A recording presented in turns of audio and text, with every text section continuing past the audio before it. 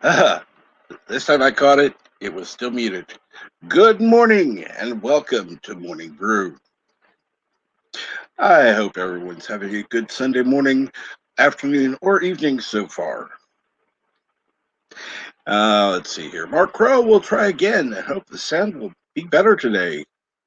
Also, wonderful, good hello, everyone. Excuse me. And 47 Yorktowns greetings from Eastern Canada. I hope everyone's doing okay this morning. I love how the delay comes in. Uh, wow. 4 upvotes, 4 Aussie upvotes, and 3 watching. Wow. Wow. I must be doing something right. I must be doing something right. No, it's funny. I kind of pissed somebody off on Twitter yesterday. Well, that's life. Actually, it was a good start to the weekend. Weekend kind of before that had been kind of to me. So, you know. But after that, it was a good start to the weekend because I was having fun. And Kapla, Birdo Prey 5, how are you this morning?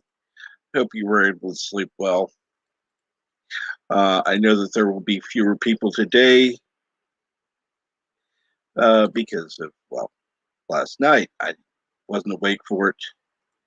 I looked at my CPAP machine and it showed me that I had slept for 10 hours. Granted, I woke up at one point and went in and went to the bathroom. Wasn't there that long. So, 10 hours sleep. My body needed it. And I do need to go back into the YouTube and pin the comment.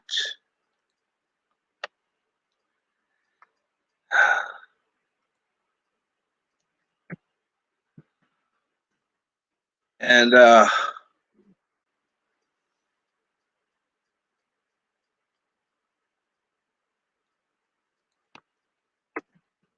see here. Now I've got somebody backstage. Now that I finally got the pin come, as you can tell, I need coffee.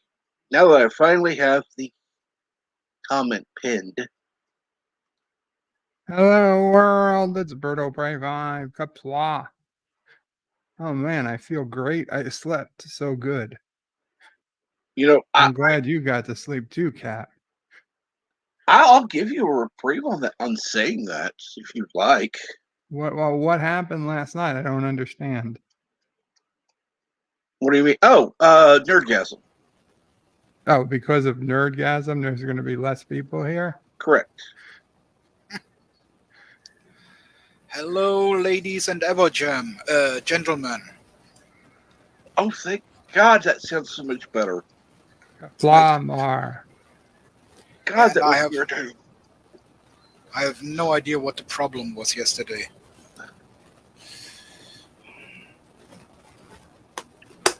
And I still fear it might turn back up. It's possible. It's possible.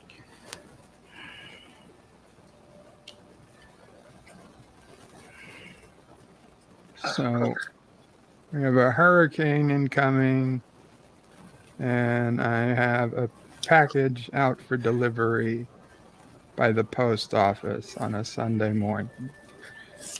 Which do you think will get here first? Package. Let's hope so. The storm. We had a lot of rain overnight. Honestly, DS9.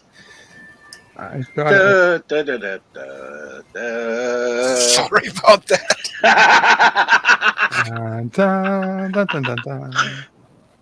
Yeah, someone told me I have to rewatch it to see if Morn says something in German. Oh yeah, in I forget which episode. So far, it is just, but not really words. So. Well, the fact that he says anything. Yeah, if there's a voice, there doesn't need to be a word. just a sound attributed to him? Yeah, he makes sounds. Yeah. See, well, he doesn't in English. You don't even hear grunts. He'll lift his finger, he'll open his mouth, and he's about ready to say He's something, and somebody interrupts him.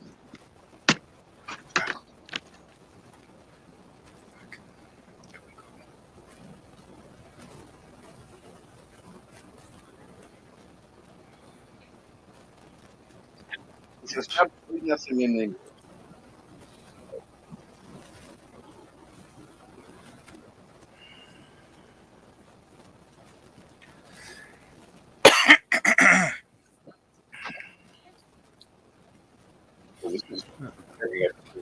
Morning. Flood watches. I'm going through all my emails about flood advisories, flood watches, flash flood extensions. Oh.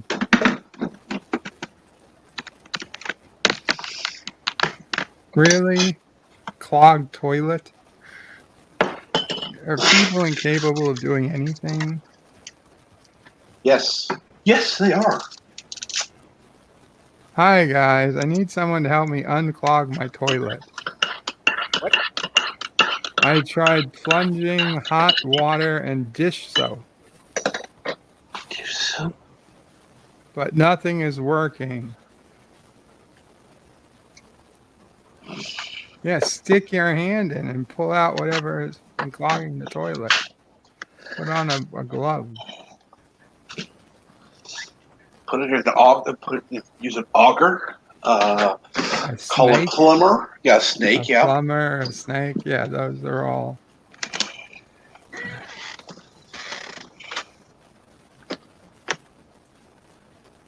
You know, there are so many people who have zero experience when it comes to doing anything home related for themselves that I guess I shouldn't be surprised that people don't understand how to unclog their own toilet. Like I have a good friend, very good friend, but he bought a house and he didn't even have a basic toolkit. He didn't have a hammer. He didn't have a screwdriver. He didn't have a level. He didn't have he didn't have the most basics of basic tools. I was like, no, I was like, I will go right now. We will go. There was a giant Home Depot 5 minutes away. I was like, I will go right now. I will buy you a toolkit as a housewarming present. And he's like, no, don't. I was like, what do you mean? I was like, you're gonna need tools. You have a house now. You might need to turn a wrench and shut off a pipe or something one day. He's like, no, I can't. He's like, I would never know what to do. I'd be calling a plumber anyway. He's like, I don't need tools. And he honestly believed that too. I didn't get him it.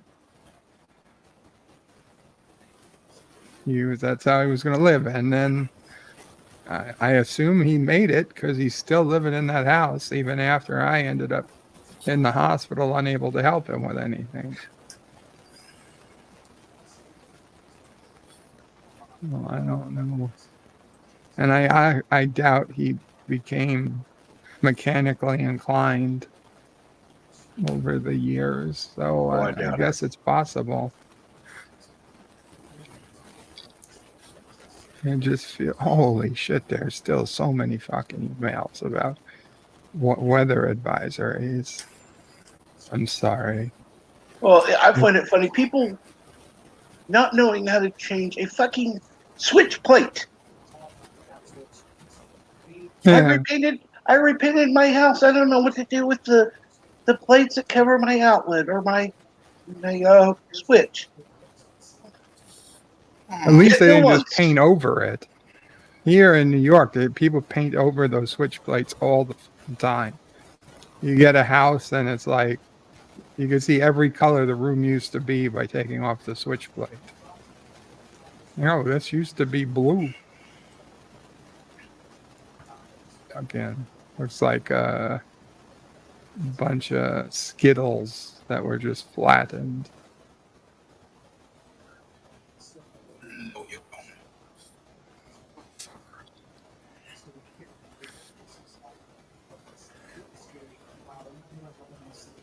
don't. Uh,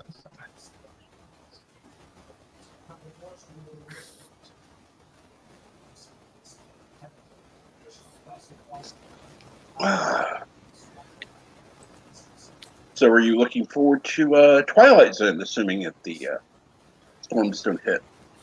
I am. Yeah, there's at least one really good episode in today's, and it's the last one of the last of the three is a very good episode. I didn't look closely at the other two, but the last of the three is one of my, I want to say my favorite favorites, but it's up there. So that's could be a good way to end. I'm sure the other two are just fine as well. And right now, honestly, they're saying it's not going to be wind here. It's just going to be rain. We're pretty good with rain. So as long as we don't lose internet, which we shouldn't if it's just rain, I should be fine. So I am planning on there being Twilight Zone.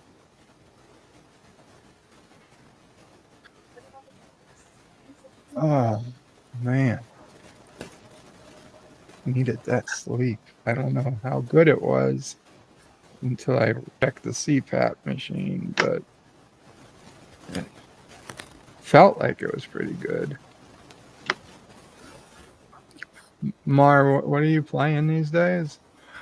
Empyrean Galactic Survival. Oh, thought it was a hunting game. Kind of is. I have it. This game, I've just never played it. Somebody bought it for me when I was into Space Engineers, trying to get me to switch, and I told them, I was like, I appreciate it, but I as I often do when people want to get me a Steam game, I say, listen, I appreciate it, but I honestly don't know when or if I'll have the time to play it because I'm just so busy into, at the time I was into Space Engineers fanatically, and they insisted, okay, I'll download it, and I did, but honestly, I never got to it, and then when I was done with Space Engineers, I was like, well, this wasn't the game for me at the time. Maybe I'll get to it. Next time I get the Space Engineers bug, maybe I'll do this instead. I just started this game, so I'm still trying to figure it out. They explained it to me like Space Engineers, but with food and water. Yeah. As more things you have to worry about. And I was like, that's the exact opposite of a game I like. I just want Space Engineers with the building and not have to worry about fucking resources. And granted, you can play that in. There's something to shoot. You can play Space Engineers in creative mode, but Motherfucker. I don't think he's supposed to be biting you like that. Oh man, that's ugly. Ouch. Fucking one ugly alien. You didn't even have the courtesy to swallow you whole. Okay. Let's see. Where are we? Okay. So that's the ones crawling at me all the time. Yeah.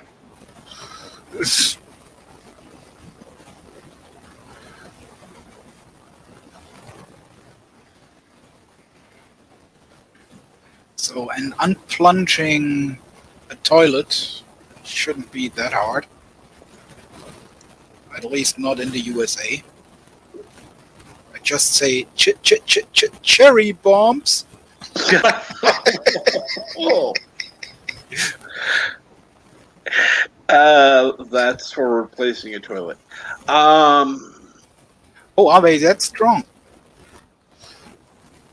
Depends on the kind you get, but yeah.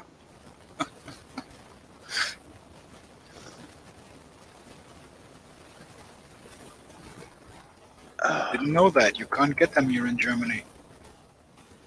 For obvious reasons. I mean, in movies, you'll just see they're basically this big upwash of water. But reality is a little different sometimes.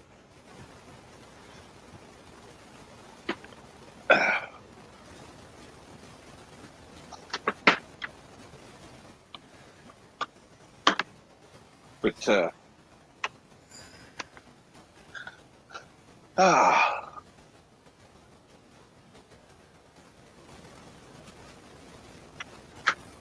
so let's see here. For Twilight Zone should be on at 3, right? Eastern.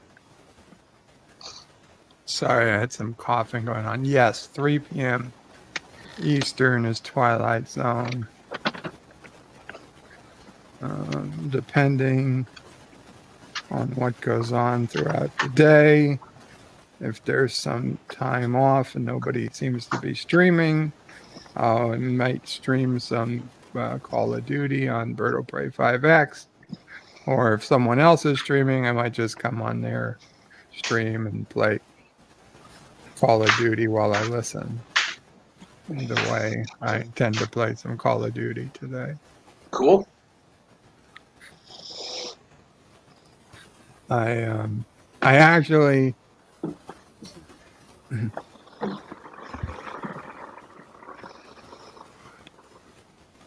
I also had Call of Duty Black Ops, which I see you actually have to complete some missions in that game in order to get some weapons in the Call of Duty Warzone that I play.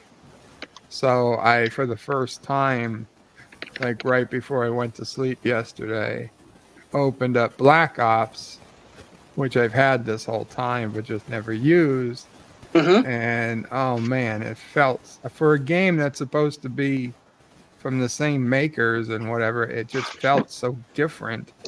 I felt like it was almost a completely different game. Like I was so lost trying to work it, and like the controls don't even work right. And yesterday I was so happy. I thought I found a way to make the game work better, because on my controller I have a sensitivity setting for the triggers, and I had mine on the least sensitive. So I actually had to press it all the way down for the gun to fire, where I Yeah. realized if I put it on the most sensitive setting, the gun shoots a lot quicker. So I always felt like, why was everybody getting the first shot in on me, even if we looked at each other at the exact same time? Well, they probably are playing with a controller with much more sensitive trigger.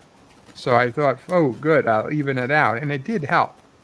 But then for some reason,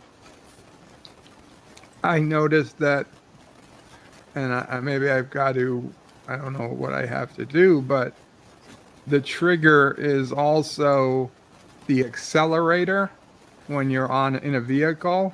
Mm-hmm. And so it wouldn't accelerate to full speed. It would only go at like a quarter the speed of the vehicle. So I can't leave the setting on what I have it, which sucks. So I don't know what. But then when I switch to this other game, the same button is supposed to be a toggle to toggle if you're leaving the gun sights on manually or not, and it doesn't work. Now, I don't know if it's because of the same bug that it's not going all the way down, or if it's just a bug in the game. Hey, Deej. Morning. Hey, Deej. How's the soy crop looking this morning, Deej? Yeah, it's looking good. Good. I see Mr. Weiner's already at it this morning. Hey, I got the notification. Oh no, he's over there bitching and moaning. I didn't go over there. Just got the notification. So I just popped in real quick to see what he was talking about, and he's over Why there is bitching. He says he's been demonetized already on his stream, has no idea why, and now he's bitching at people and yelling at them to stop saying "Free Afghanistan" in his chat. Midnight's Edge After Dark is there? Yeah.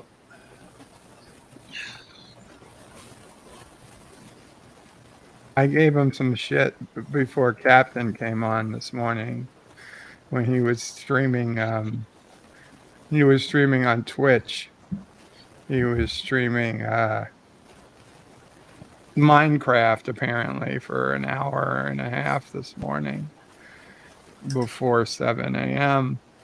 So I told him that, and I did have a dream, but it was a dream where I made up 5 new commandments. I told him I had a dream where I met God and he gave me 5 new commandments.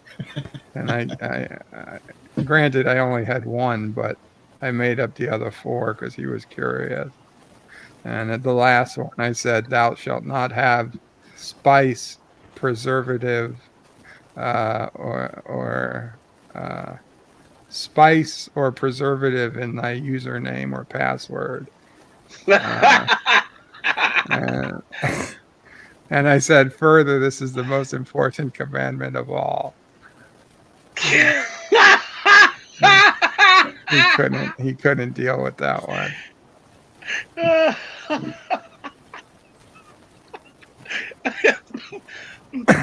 can only imagine Salty's Now I'll tell him he was reaction. demonetized for breaking the 15th commandment. That would be funny.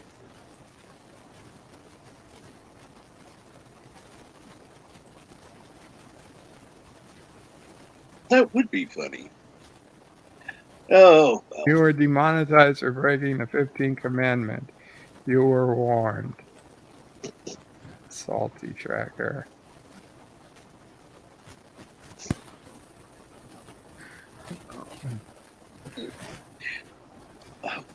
So what was the one you actually remembered? If thou shalt stream shirtless. Uh, no. No. God, no. No. That means you have to be shirtless, Bird.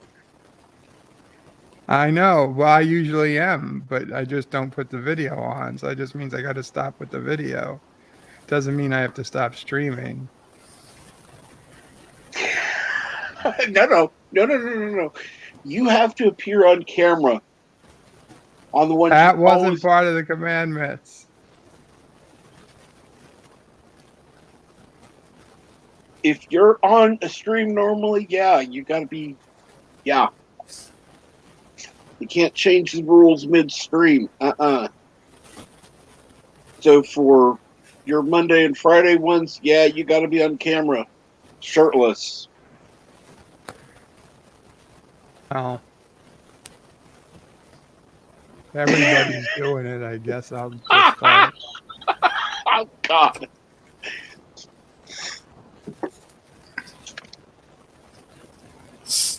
And good morning, 54.5 Access Radio. It says Pooh Bear Forever. Yeah.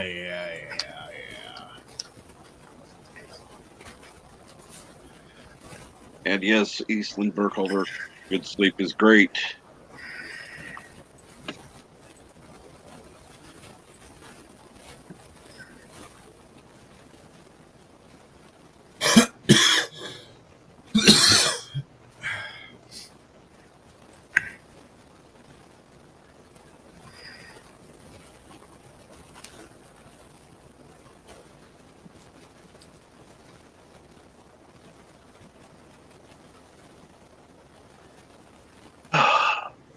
No, I had.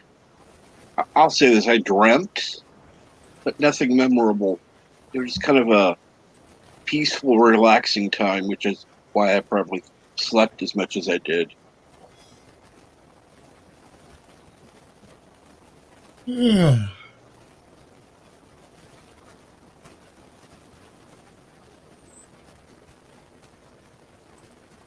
Oh boy, he's talking about the move again. I also had a pretty extended dream about the Adirondacks property and house. It's a pretty good one.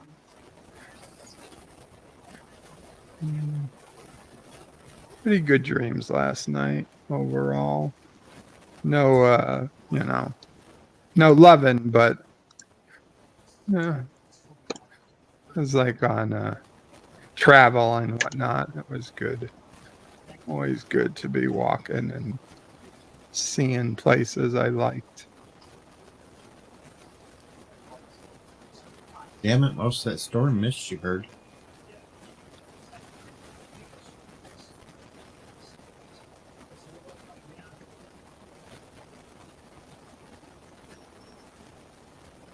I was just looking at the radar, Bird. Most of it missed you. I Awesome. know. Mom O'Fray is worried because a lot of it hit New Jersey, and Well, yeah. there's a lot of flooding around New Jersey right now. But trying to explain to her it's roads, it's not people's houses. And Sis O'Prey hasn't called it yet this morning, which is unusual, but could just mean they're slept late too, or could be whatever. I'm looking at the eye of it, and it looks like it's headed towards New London. Yeah, it's headed out east. And see, if we lived on Martha's Vineyard or Nantucket, we'd be worried. Yeah, Nantucket doesn't even look like it's going to barely get anything.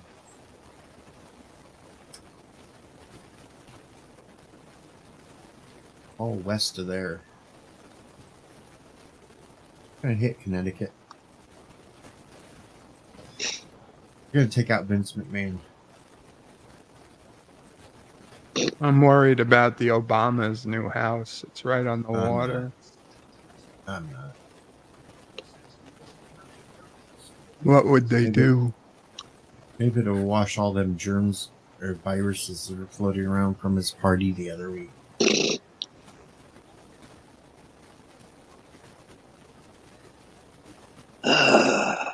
Need a lot to take care of that.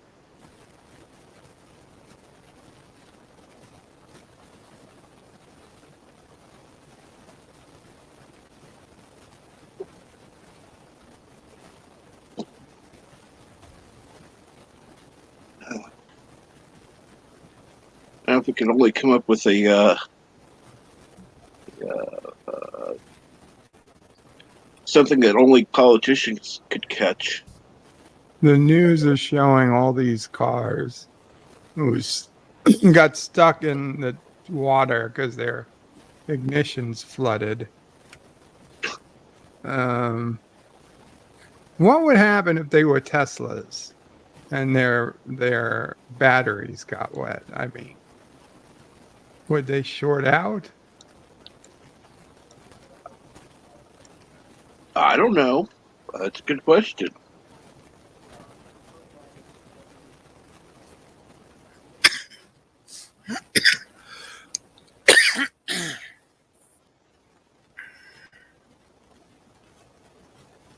Gee, just trying to get him to do the truffle shuffle.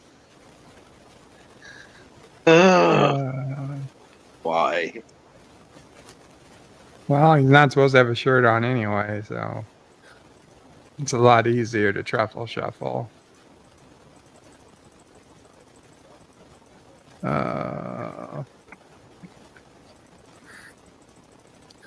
Ken Jack Ben, you bit your lip. It hurt. Oh, I thought you were biting your lip to make it hurt the first time I read that.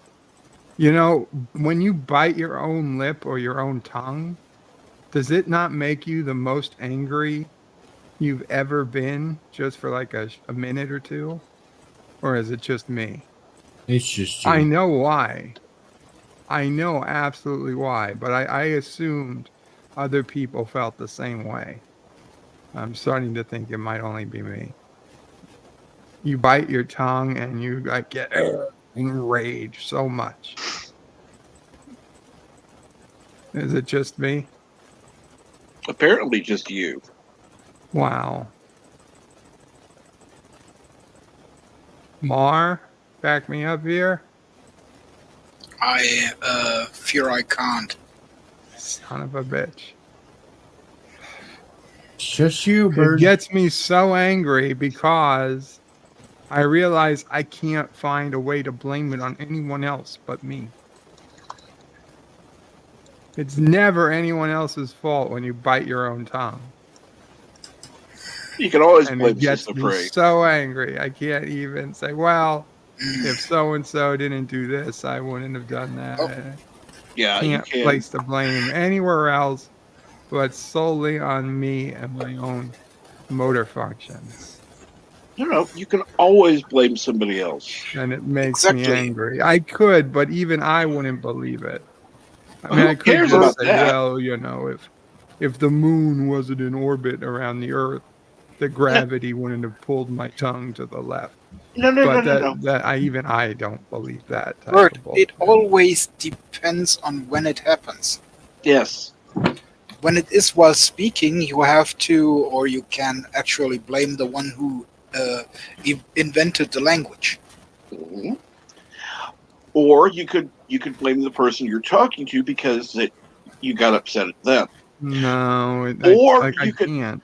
or you could blame Sister Prey But because she okay, if I was upset you talking to recently. somebody, maybe. I don't know about sometimes it happens just while I'm eating and not talking to anybody, That means you were thinking about or somebody just sometimes just or a conversation you had with somebody while you were eating. You can blame them then. no, Mama Pray. I can't blame you. No, we can't blame Mama Prey. Mama Prey cannot be blamed for anything. We can blame Sassy. Can't blame Sassy either. Blame Although Kronos. sometimes she does bark a lot while I'm eating and break my Mountains is saying attention. always But blame me. No, no, no, no, no. Well, Mountains. Blame if Mamo, Kronos. if Mamo Prey is the one who is cooking, then and you bite your tongue while eating, then of course you could also blame her for actually cooking so great that your tongue wants to be all over the food. That's it. That's how you can Right. blame Mama Prey because she made food so wonderful that you couldn't resist. yeah, but You here's the problem with that. 95% of the food Mama Pray gives me, okay, maybe not 98, 75% of food Mama Pray gives me is not food Mama Pray cooked herself. Other than breakfast and once in a while a lunch or a dinner, it's generally food we've ordered in.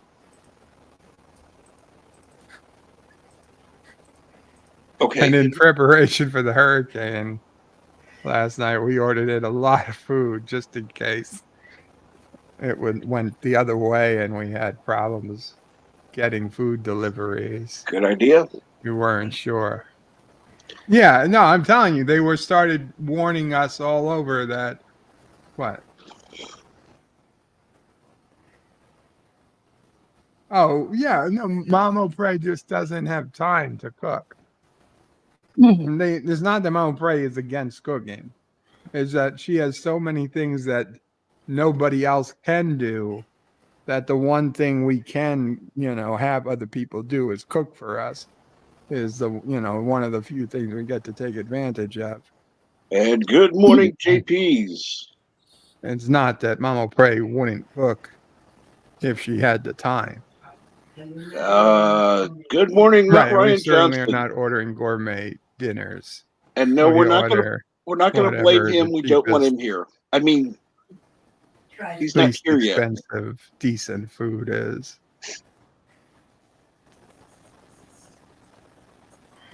Right, we're not I know ordering steak and lobster every I know night who to blame. or even I every know who week. to blame. Who? Pickles. Yeah, pickles. No, you can't blame LDG anymore because,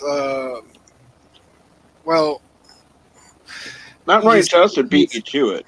So he's go ahead. he's now with Yvette, and Yvette is absolutely responsible for everything he does because she's not able to fix him. Yeah, but she can't control him, so it's still his fault. Motherfucker. And I don't think she's been able to come here for a while, so not exactly best to blame her. So yeah.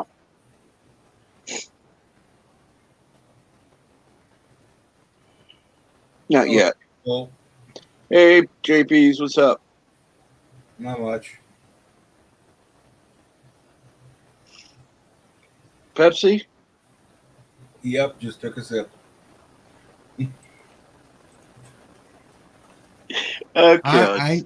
I know why Salty's stream has been demonetized. Why? Because he's so Because salty. he won't brush that damn hair and it looks weird.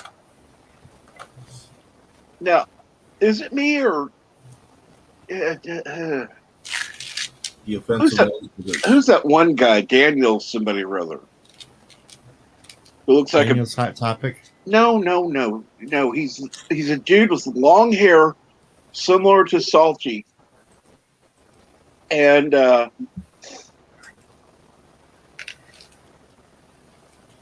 but less annoying voice. I have no clue. Well, he's been mentioned before because he looks a lot like Andy Trucker or Salty Trucker. Sorry.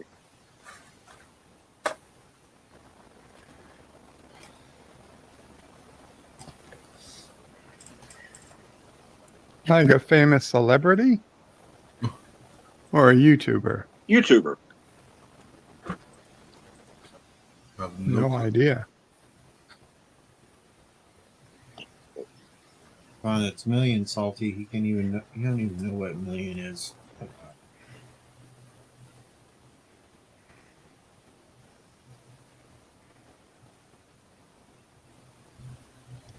He's Bidening it.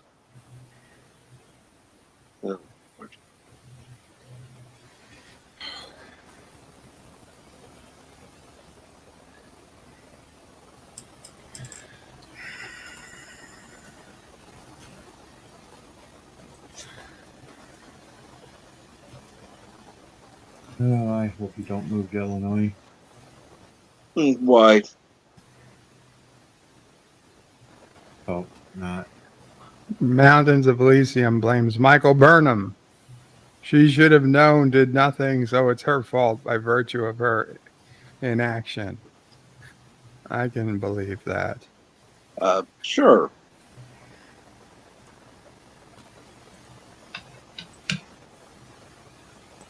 I blame Tilly.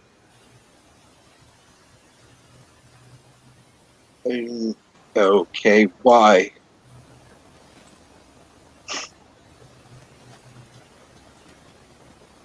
As I can.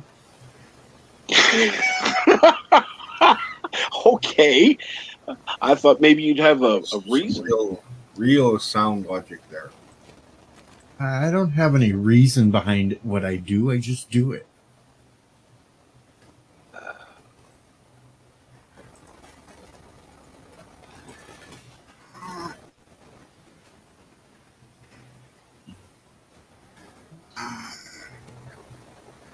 Well, I still have 2 cappuccinos left here.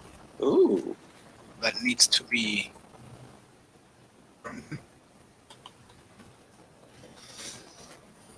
Really? 2 of them? Yeah. You want The to sit thing there and is, vibrate for the rest of the day? the thing is that I have trouble sleeping while drinking it. Of course you do. I wouldn't.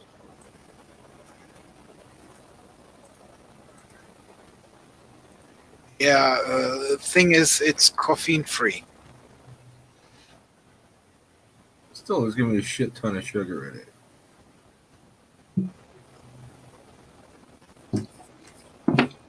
Well, everybody blames Kurtzman and chin balls. I mean, Chibnall.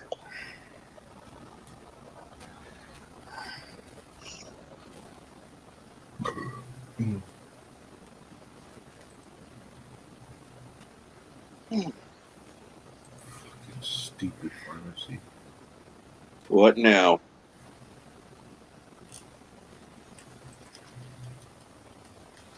Trying to do my online refills, Yes. and it's saying not eligible for auto refill. Well, fuck you then. I have none left, so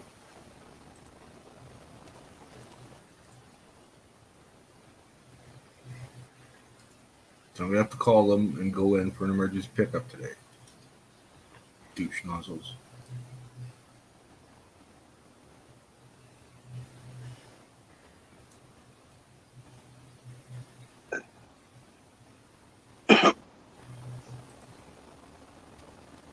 I had a prescription run out. They, doctor's office insisted I need to see them before getting a refill. And it was going to be a week. I said, this is my anti-seizure medicine. You want me off my anti-seizure medicine for a week waiting for a refill. Oh, no. We're not going to do that. No. We'll call right now. we'll have a 2-week supply waiting for you. Yeah, usually if it's something like that, I just go to my pharmacist and he'll be like, okay, well, we'll just spot you as many pills as you need until you can get the refill done, the prescription refill. But I've already got prescriptions on file with the pharmacy. It's just not allowing me to get them refilled for pickup, so I have to call them. I usually do everything online. It's easier. Yeah.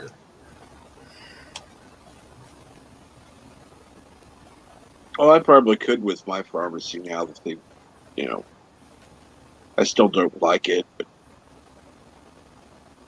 I like it better than talking to people. yeah, but at least the people I have to talk to there know what the fuck they're doing.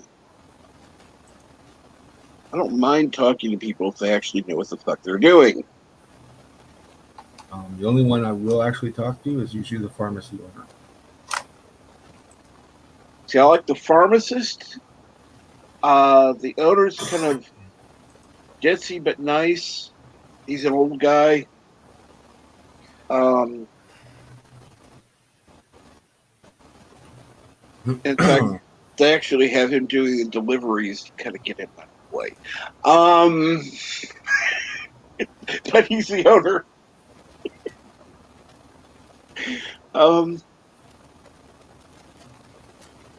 He's a nice guy, but getting up there in age.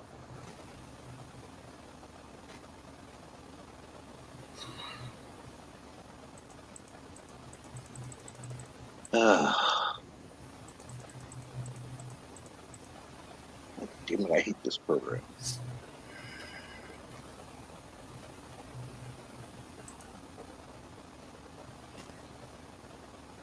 You know the program that you like so much, Mar? The pain in the ass to me. What program's that? PaintNet. Some things are easier in it. Some things are just a pain in the ass.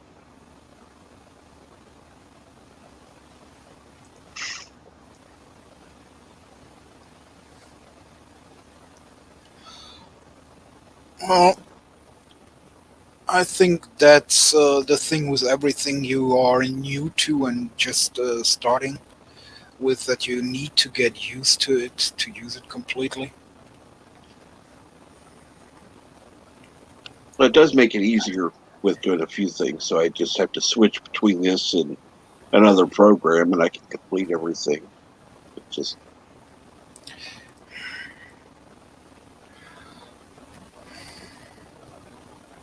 Well, I would say that's best for you to do whatever you. yes. And I usually only use PaintNet because that's the program I can work with the best because I've learned it from there, from scratch there.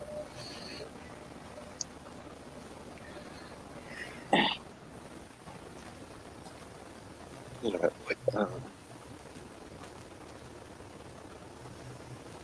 Oh,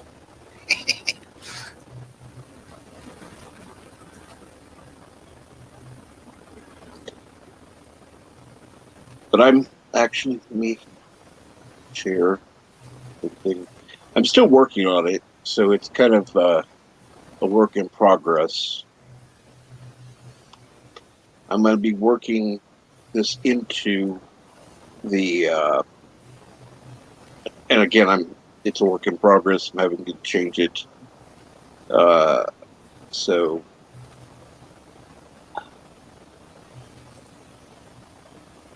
let's see. Let me share that. Okay, share stream window. That one. Don't worry about audio. There.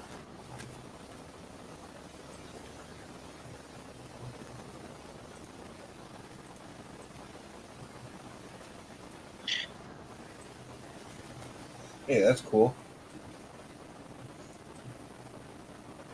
Nerds. Yes. I'm also going to have one that says geeks, but and again, I use the Yitza creation to kind of make the Captain Trek thing. So everything is either Yitza made or Yitza inspired. But what about coffee? What about coffee? Give me time. It takes me time to work on this shit. I'm just teasing, damn.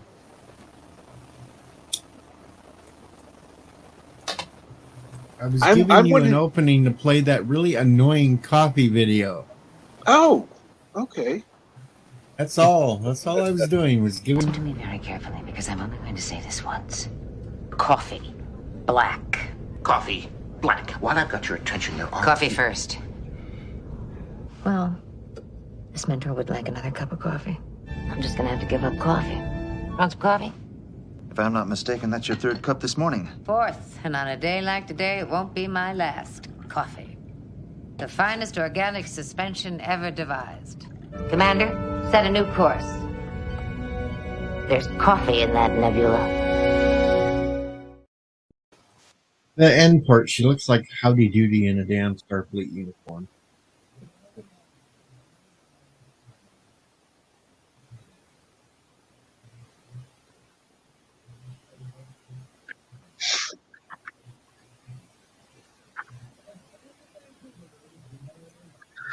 Well, fortunately, there are people that don't think it's annoying. I don't know why. They don't. Kronos is here. He'd be drooling over the Janeway. And agreed, Yitza. Agreed. It's called PaintNet for a reason. Yes, it is.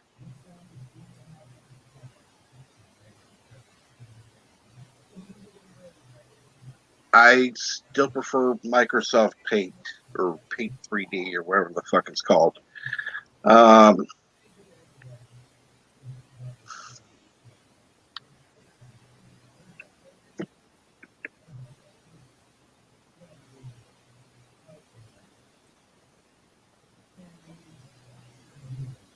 Hello, Paula.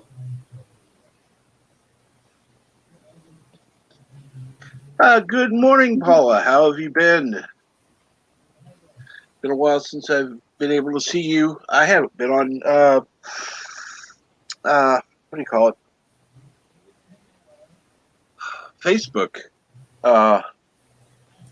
Except for like 30 seconds yesterday, and then I haven't been on that in weeks, so I actually need to write to you, see what's going on. But how are you doing?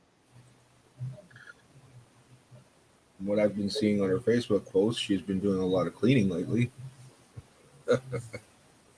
I'm not surprised. Yeah. I'm not surprised. Paula, did you manage to get that garage done?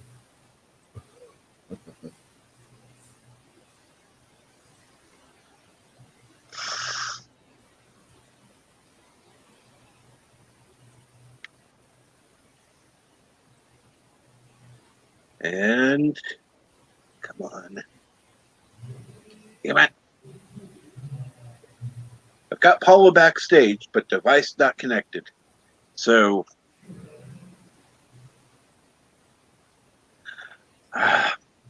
it's fun.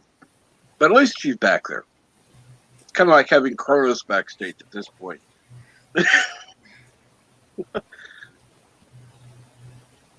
Speaking of which, Kronos is going to be one of the people that's kicking themselves for missing the coffee clip. There it is.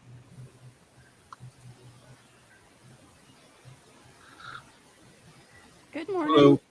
Good morning, Paula. Good morning. The little blue cord was loose in the end of the microphone.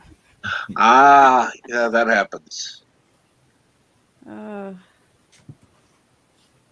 I thought I'd stop in for a bit and see who was on in chat.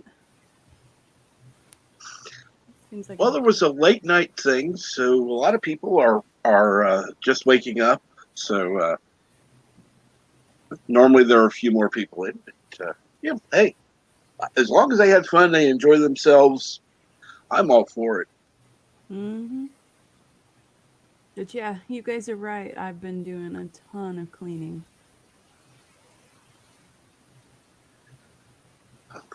Oh my God, really? I had Paula added as moderator before, and somehow, thank you, YouTube, that's taken care of. Cool.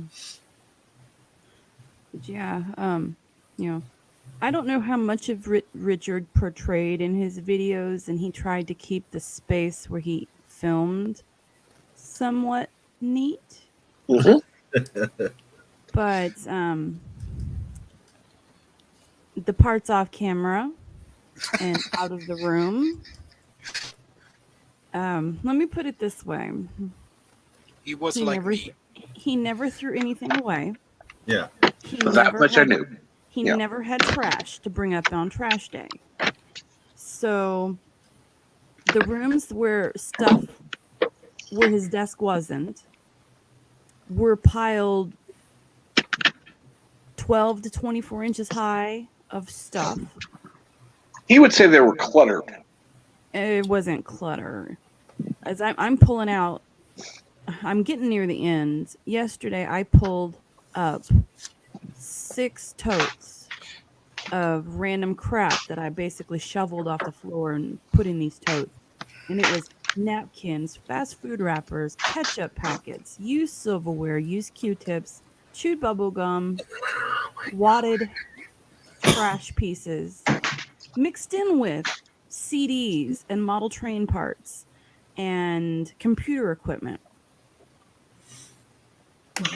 and tools. So I'm having to sift through everything. Yeah. And I think I'm right now up 12 boxes of random wood bits. When he made things, he wasn't very good at estimating how much he needed or using the scrap pieces. He'd like go get a new board every time.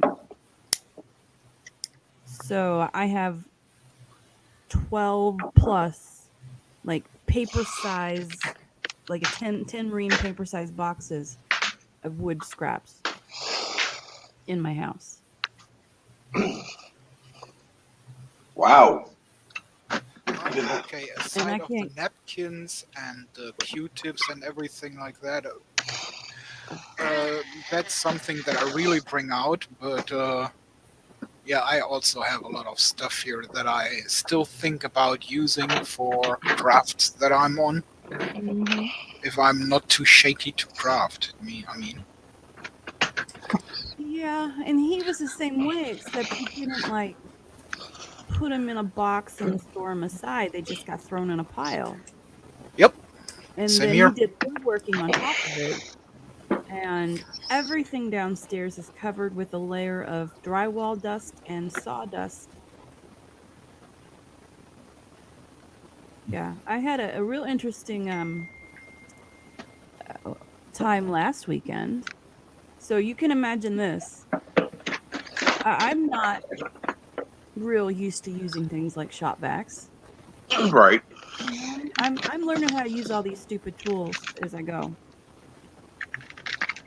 I've got a room with an inch thick of sawdust underneath all of the bench work. I'm vacuuming it up and I'm having a good old time, not looking behind me. All that sawdust was exiting the butt end of that vacuum, Oh spilling God. into the air, floating. I'm surprised my smoke alarms upstairs didn't go off. It was that bad. And everything now in the basement on the back side of where I was vacuuming is got a coat of drywall dust on it. I would have I learned worse about problems there, I guess. Sorry. yeah, but Filters. I learned about shop vac liners and went and purchased a couple. Oh man, it was just, it was one of those things. It was gonna happen. Yeah, usually you take the filter off to suck up water. If I would vacuum clean my room while smoking, I probably might explode my complete room. Well, and that's been the scary thing with all this is I've found so many wadded up rags where he had stained something and then just wadded it and threw them somewhere like in a pile of sawdust. Oh, jeez. That is such a fire hazard because those chemicals can ignite. Yep. So those chemicals on rags thrown in sawdust, I am so thankful that there wasn't a house fire. Yeah, without a source of ignition, they can spontaneously combust as well. Yeah. So I'm getting all those out of here, as part of cleaning up everything.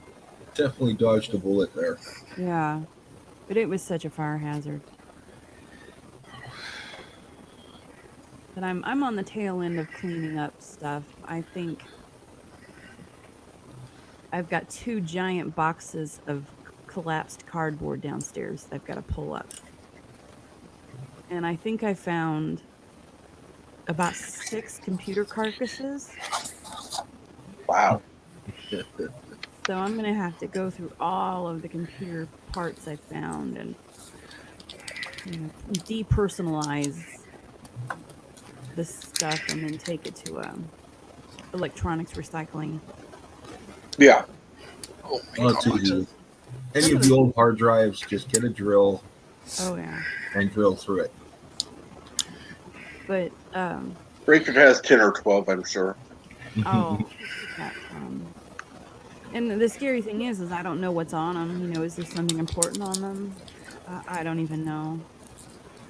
He has backups of CDs, and I'm not even sure it's worth taking the time, to try to clean them and then put them in the computer and see if they work.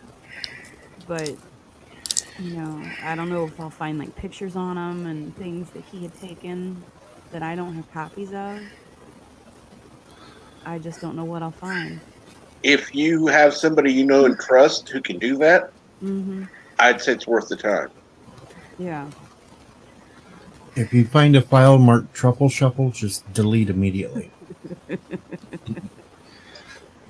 I found all kinds of things. I found all kinds. I'm actually tempted to say send them to LDG to check them on.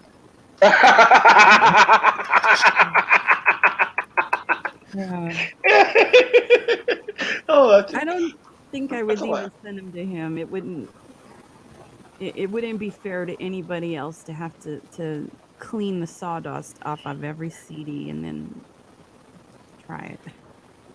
That's what I was thinking. Imagine him going through all this sawdust. He's what's the word I would use? OCD about everything. So yeah. Well, with LDG, you know that the stuff is safe, that it doesn't get out to the public. That's what I'm saying.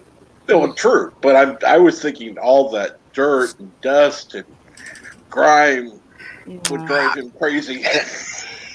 LDG don't mind a little bit of work. Oh my god. Yeah, I'm up to 2 small moving boxes full of CDs that need cleaned and looked at. Well, I'll be right back. I'm getting a cappuccino. Yes. But it's been interesting, you know. I'm kind of excited I'm getting to the end because then I can get everything cleaned, wipe down all the walls, mop all the floors, get all of the sawdust out of the rooms down there. And then I could start actually rearranging and using things. Making a storage section and a tool. I mean, this weekend I found a tabletop router and a tabletop belt sander. You know, it's really funny. We can say this weekend I found.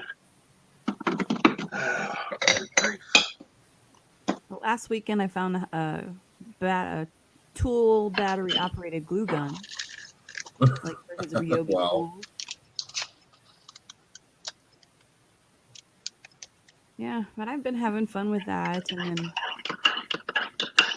my house, I needed a new bathroom light fixture. And the one that was there wasn't mounted with a box in the wall. It just was a wire sticking through the drywall. And the weight of the fixture that I was trying to put on was too heavy to just be mounted to the face drywall. Yeah. So my brother-in-law helped put a stud spanner in a box and did a drywall repair. So I actually learned how to do drywall mudding. And you can't hardly even tell unless I pointed it out where I did that drywall repair. 'Cause it looks pretty darn good for someone who's a novice.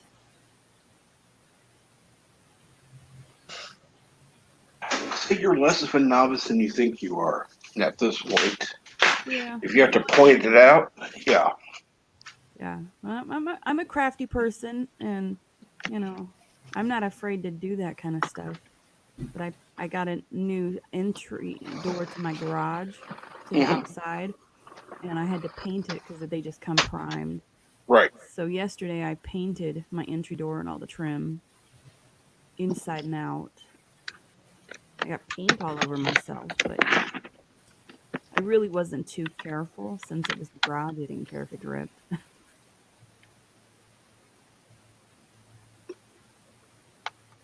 What else have I done?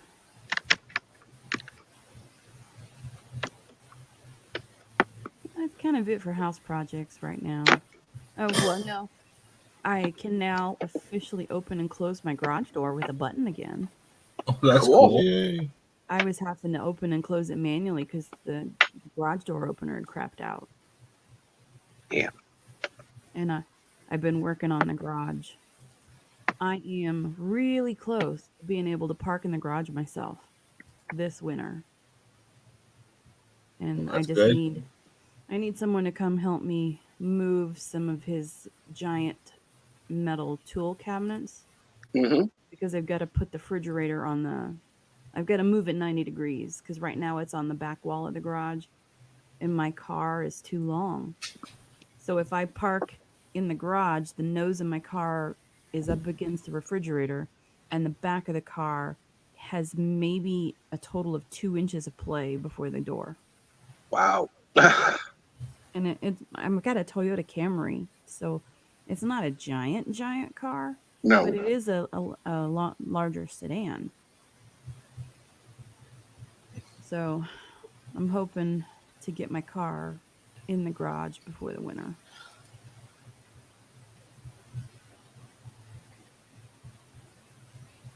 But luckily, there's not too much stuff in the garage that's got to be purged. It just needs straightened. Yeah.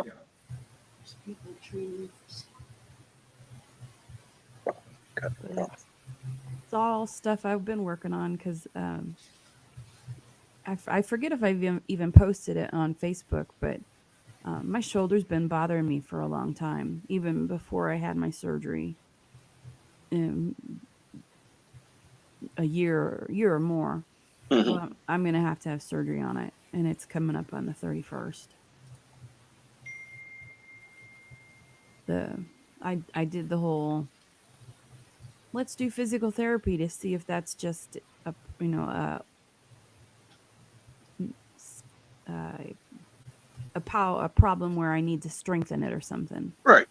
And then I did the cortisone shots, and then they finally did imaging, and he's like, no, it's not a rotator cuff, but um, what's I've got going on with it will not ever heal. It's gonna have to be surgically corrected. And it's starting to be a pain in the butt because imagine yourself, you're driving, so you got your hands on 10 and 2. Hmm. I cannot take my right hand at the 2 o'clock position and move my steering wheel to the left. Wow. I don't have enough power or strength, and it hurts like heck. It's just that motion, or lifting from my arm hanging down to lifting it so that it's parallel to the ground. I just can't. I can't do that. So it's gonna be real fun here for the next 8 weeks. But I did get a note from the doctor. I can return to work on the 13th, and they said I'll have enough use of my hand, basically elbow down, that I'll be able to type and mouse. So going back to work, it shouldn't be a problem, but I won't be able to drive for 6 to 8 weeks. Ugh.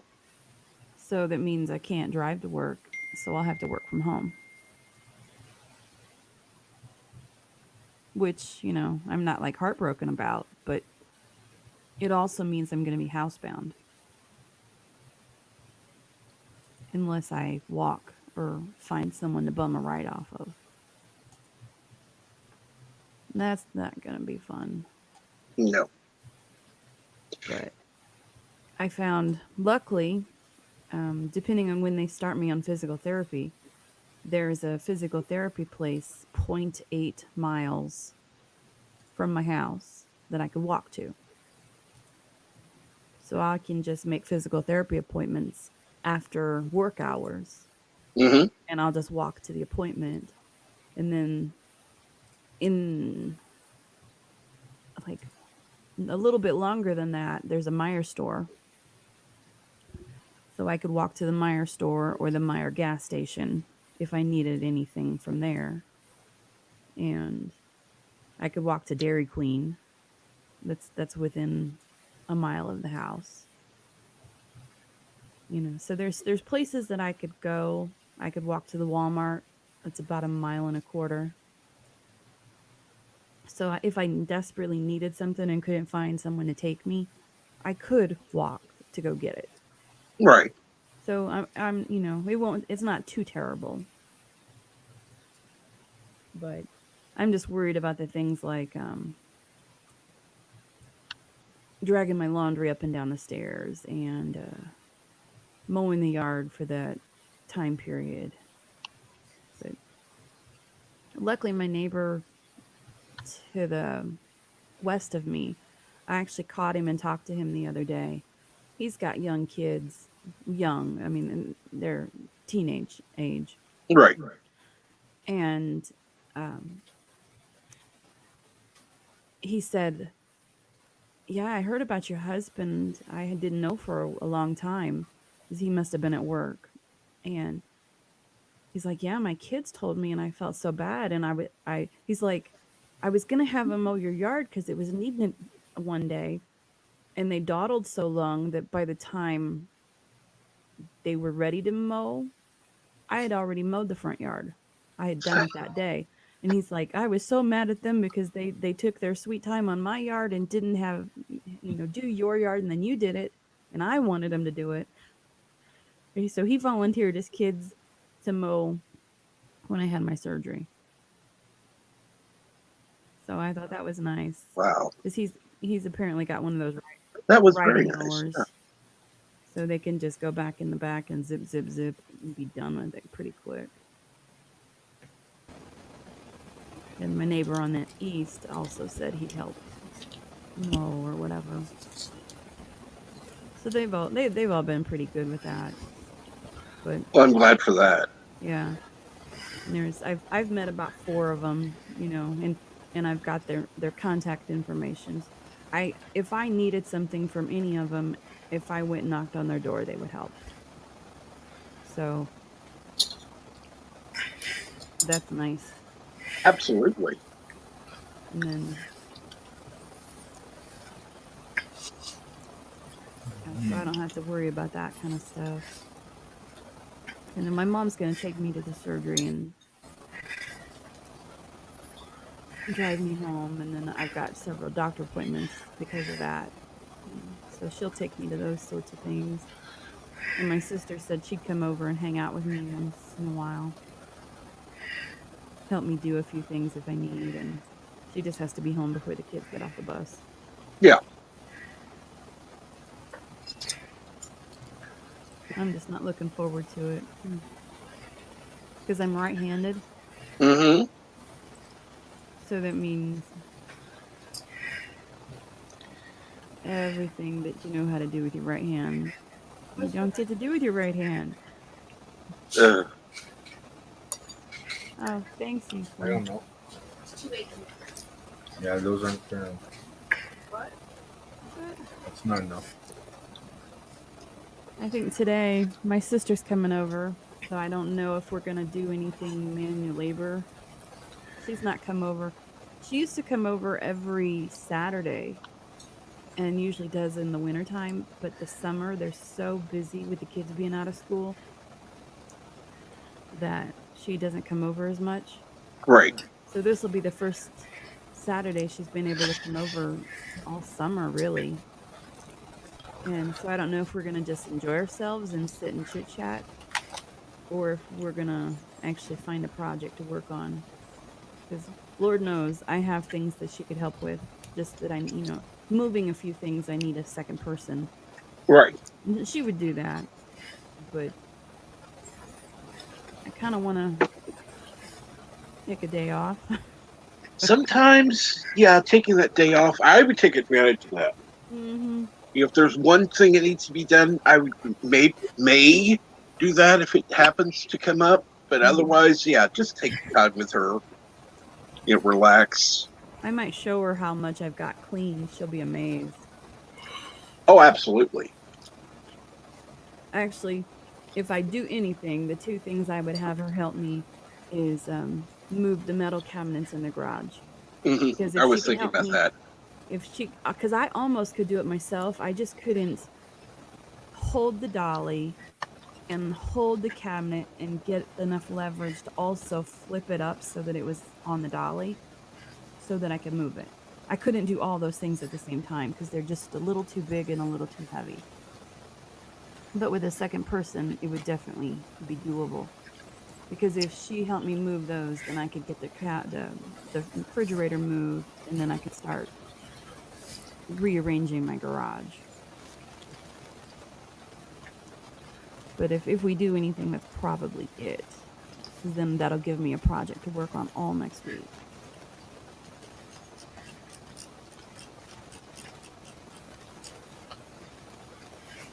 But it's going to be here quicker than I know it.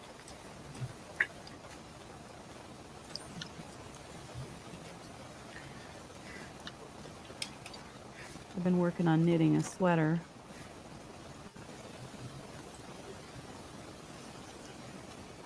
What color? It's got two different yarns in it. One of them's like imagine a pale version of Pepto-Bismol pink. Okay. So it's kind of a slightly grayish, light pink. Mhm. And the other color's kind of rainbow colored. I dyed the yarn myself. Cool. So it's turning out pretty good. It's just going to be a nice fall cardigan. Ooh. It doesn't quite fit yet, but it'll fit by the time fall gets here.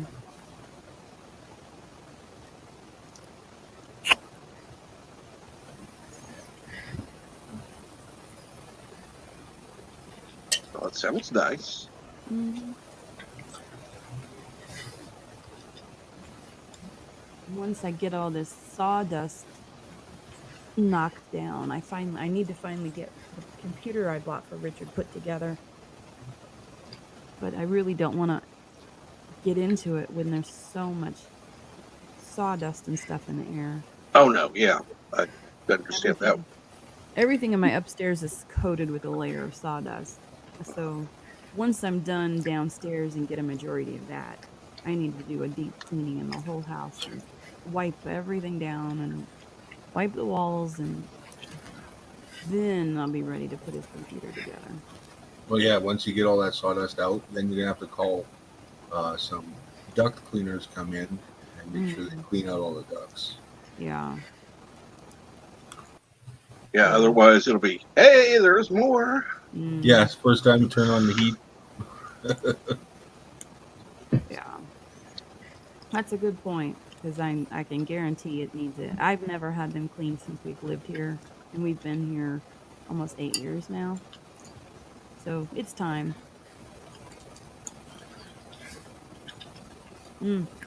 I just thought of something I can ask you guys, because you might have some input.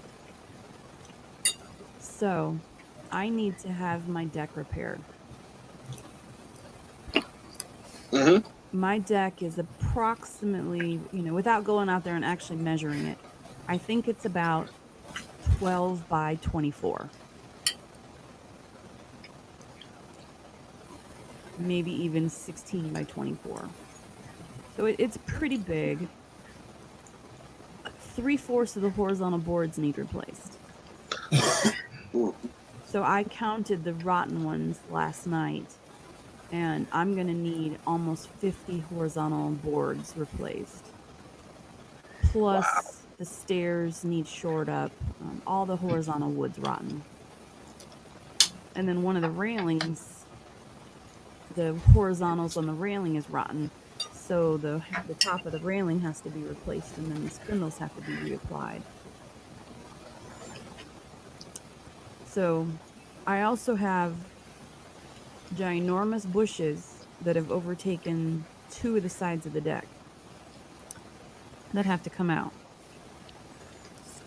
Grind them down to stumps and everything, so that I could replant in those spaces. Yeah. They just can't cut them off of the dirt and call it done. So those need done. So they've got to do the deck. They got to haul it away, pull the bushes and all that crap out, haul it away. And then I've got 4 cement legs from a playground that are in the backyard that I hate mowing around. They need pulled and thrown and hauled away. And I got a quote from a guy, and I'm trying to figure out if it was a good number or if it's too high. So I'm curious what you guys think that amount of work would cost, including labor and lumber. I have no clue. Because you had to lumber put right lumber- now is crazy prices. Oh, Yeah, yeah. lumber is crazy price right now. It's higher than hell. I priced the lumber at Home Depot that I think he'd need because it has to be the pressure treated deck boards. And it's going to be $700 in lumber at Home Depot prices. And the lattice work on the edge of the deck is going to be about another $100. The thing is, though, So if it's the deck is so rotten, why don't you just tear the whole thing out and get it redone?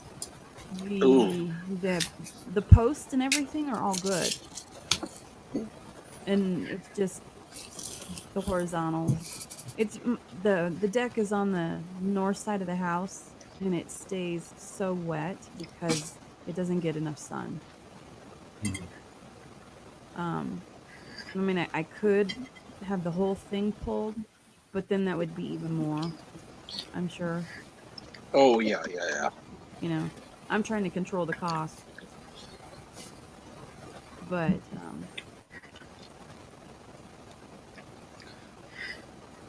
I don't know. Just from the research of the the lumber, I mean, it's almost $1,000 in materials. Right. By the time the deck screws, all the lumber, the the stuff, the deck paint or sealant or whatever you put on it when you're done. And his quote was for $3,000.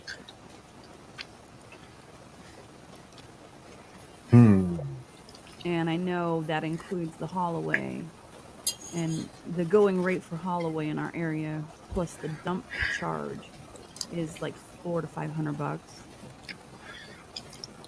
I honestly, for the fact of, I wouldn't say it's a great price, but in today's market, yeah, that's not horrible. So I need to see if I can get a second contractor to come out I would. and get another estimate for the exact same work. Because I trust this guy, and he's licensed and insured, because I definitely check that. But I just don't know. Maybe that is in the right ballpark. Maybe it's not. I just don't know. You could save some money with the Holloway. Just stack it up and get you a bag of hot dog or marshmallows and hot dogs and just have a weenie roast. Yeah, you don't want to do that with pressure treated wood. No. Well, you don't actually have to cook it. Just have it sit out there so it looks like you're having a cookout, but you still burn it all down. Indeed. What? They don't allow those larger fires. If nothing else, my dad would take it home in his truck and put it on their bonfire pit.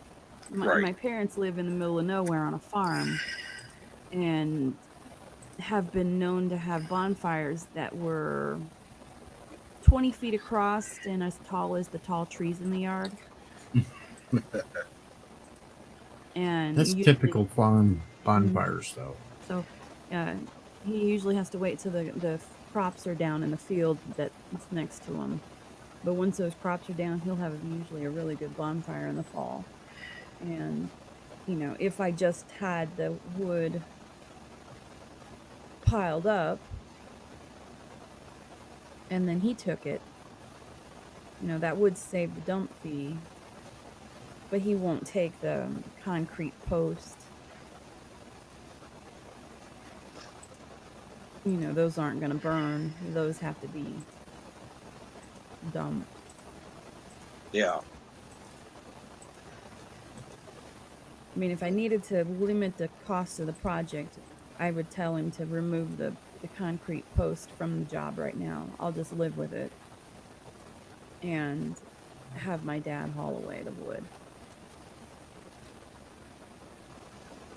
My question is, how would that affect the price, though, in order to actually be? Yeah, see, that's the part I don't worth know. the saving. Yeah.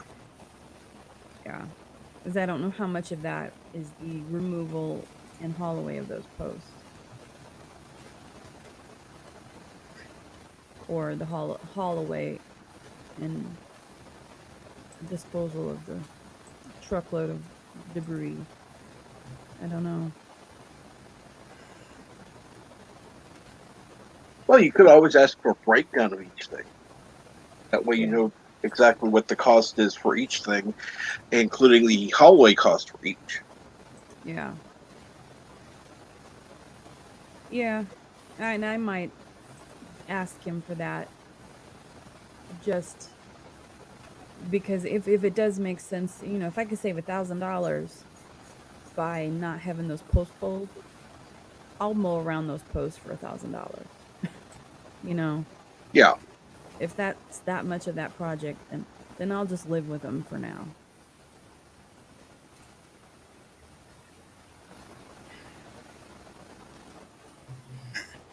Like I said, the only thing you can do is ask. Mm-hmm. That's the best way to do it. Yeah. Yeah, I might send him a message this morning and ask him for that. And I don't need the deck itemized out, I guess. I just need the Great. The post and the haul away of the post and then the haul away of the wood.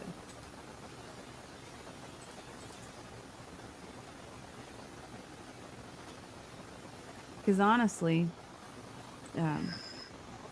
Home Depot has this thing. I think Richard said they're called the bagsters. It's like a portable dumpster that you buy a big giant bag and you put it on your driveway and then you fill it up and then they come and haul it away. Yeah. And it's only like $99 or something. I'd have to see for sure if that's the cost of the bag or if that is the price of the pickup. I'm not sure. But if I did that instead of him hauling it away, it may be cheaper. Yeah. Especially if my dad's gonna take the wood.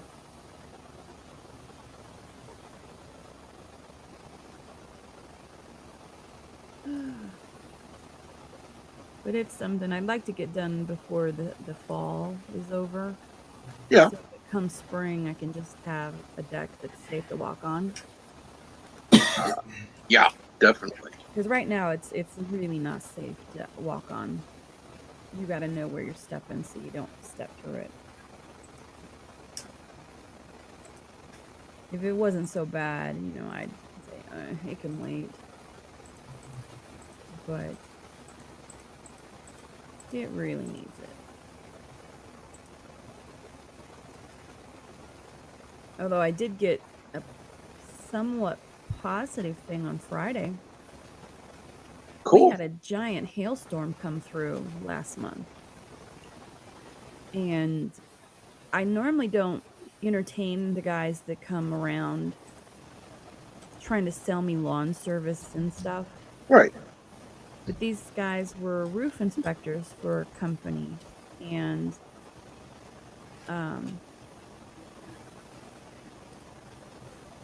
I thought about it real quick in my head, and I thought, my roof is older. It's not the original one to the house, because my house was built in like 2001. It's not the original roof, but at this point, it's at least 10 years old. Yeah. And so I thought, okay. They went up there and took pictures, and I have a ton of hail damage. He said as much hail damage as you have to your gutters and your roof, there should be no problem having the insurance do a whole roof for you. So if I can have insurance pay for a roof and I just have to pay the deductible and any deck boarding that has to be replaced will be on my dime. Right. That'd still be so much cheaper than a whole brand new roof that I have to pay for. Yeah. So I'm gonna hopefully be able to pursue that. They're gonna contact me early this next week to have the State Farm adjuster come out and take a look. But that's one less thing I have to worry about if I can get the roof replaced. That would be great. Yeah, since it's older, it's like, oh. Yeah. Well, and here's a funny thing with the whole interaction. So, do you guys know of this TV show Ink Master? Yeah, I've heard of it. Yeah, Has anyone ever kind of watched it? I've seen a couple of those. Yeah. So, on Ink Master, there was like a, they do a contest, and the guys come from all over. And one season on Ink Master, there was a guy from Indiana, and he kind of self-proclaimed himself like the god's gift to tattooing. He had a really larger-than-life personality, and he's really full of himself. And when I had my tattoos done, this would have been back in like 12, 13. I actually met a guy that was his brother. His brother worked at the tattoo shop that I'd gone to. And he's real famous too, and he'd been invited to the show but declined. So this guy, who I knew had met his brother, was on Ink Master, and he was on for the season he competed. And then they keep having him come back because he's such a character. He's such a personality that they've had him come back and do things. And Yeah. it turns out that the boy that came as the duo for the roof people was his son. Wow. Because he saw my tattoos on my legs, and he's like, "Oh, those are nice. Where'd you have them done?" And we got to talking. And then I told him, and then he's like, "Well, that arrogant guy that you're telling me about, that's my dad." Holy crap! So I thought, that was kind of an interesting, coincidence. But it was, it's like a small world sort of thing, you just never know. You just never know. I was amazed by things that happen.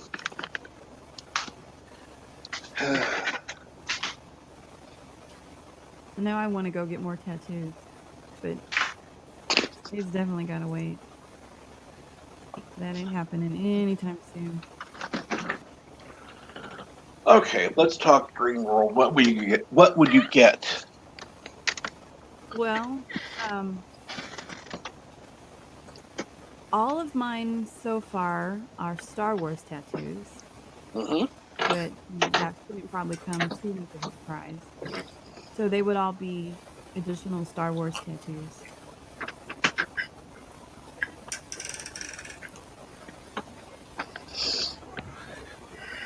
I don't know if I have pictures of them.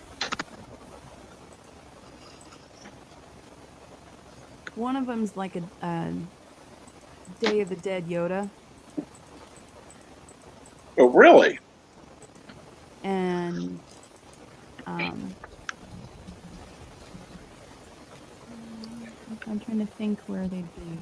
I might actually have pictures. Let me see if they're on my computer. I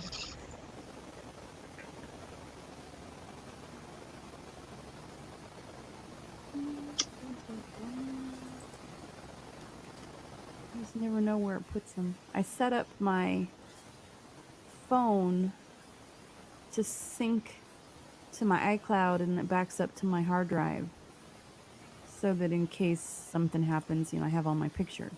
Right. And I never remember the folder I have them synced to.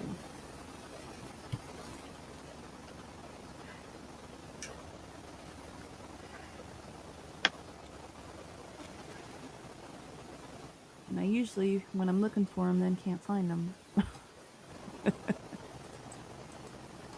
this way.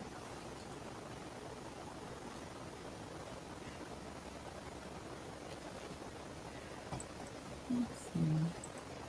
Oops.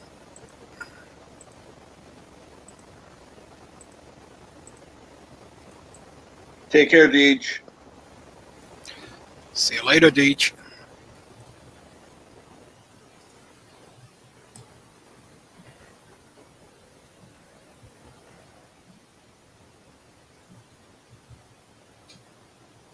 Oh, here we go. Let's see.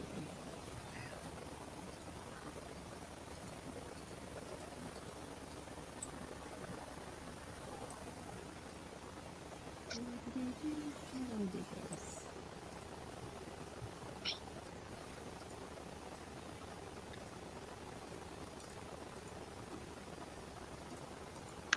Oh, on that screen. There. So what you had to eat, Mar? Rouladen. What?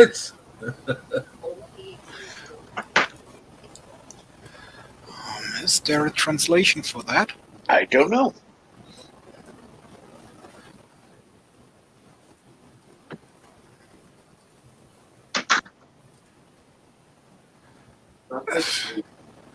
Beef olive? Really? Okay. That's what Google Translate gives me. Okay.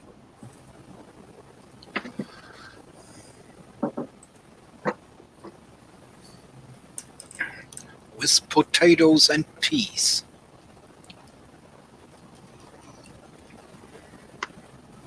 Oh, it sounds good.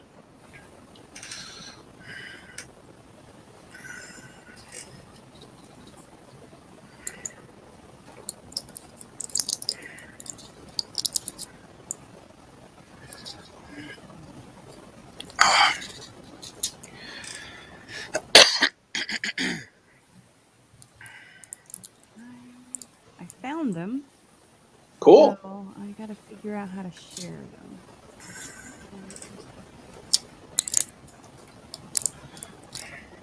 You're on a computer now, correct? I think so, yeah. Okay. Yeah. Okay. Look. And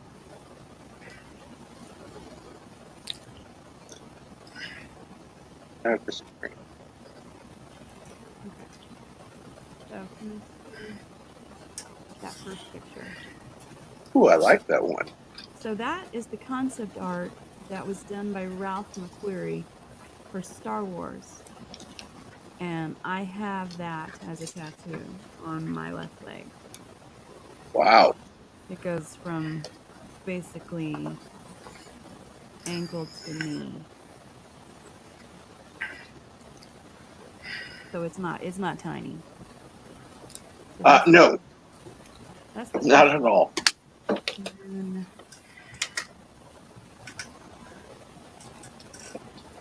get it to come up. Like this on window.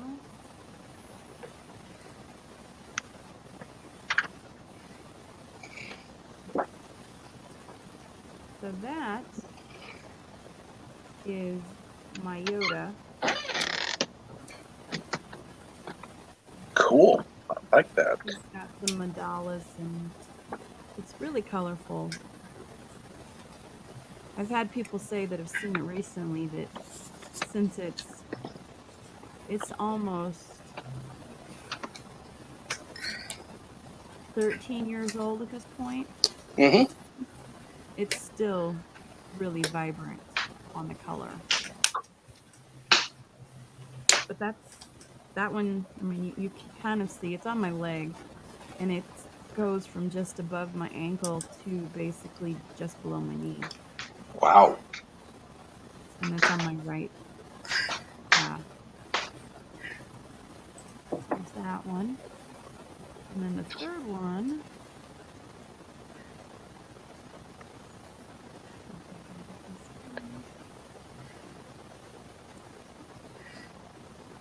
This one is on the back of my right shoulder.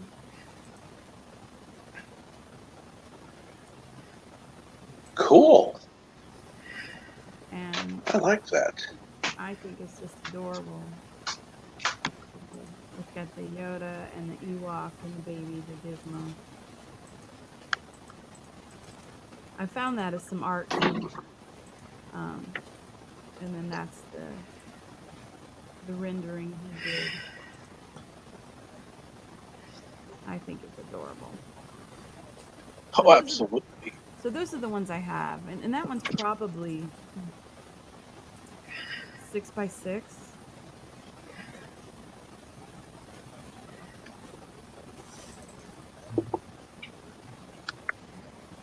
But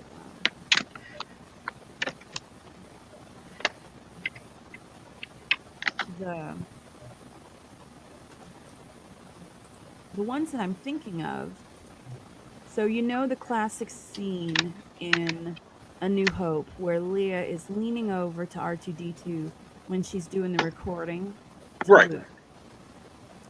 That kind of visual concept. But there's an artist that I really like. His name is James Hance, and he's from the UK, and he lives in Florida. And he does mashup art with Star Wars and Winnie the Pooh and just all kinds of things. But Star Wars and Winnie the Pooh is kind of his predominant one. And so he does his daughter as a little Leia with the cinnamon bun hairdo. And I think it would be completely adorable to take his concept art with his little girl with Princess Leia doing the that kind of pose, but she's putting a love letter into a mailbox shaped like R2-D2. Oh, cool. And he's got one that's kind of like that I'd want rearranged. But I think that would be adorable. And I'd have that put on my left shoulder. And then I think there's the classic picture of Chewbacca on Hoth, where his fur's kind of wind blown.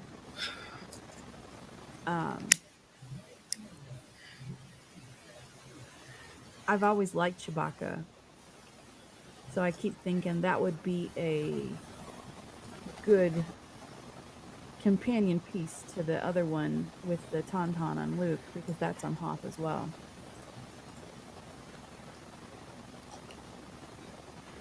And then for this other one, I'm thinking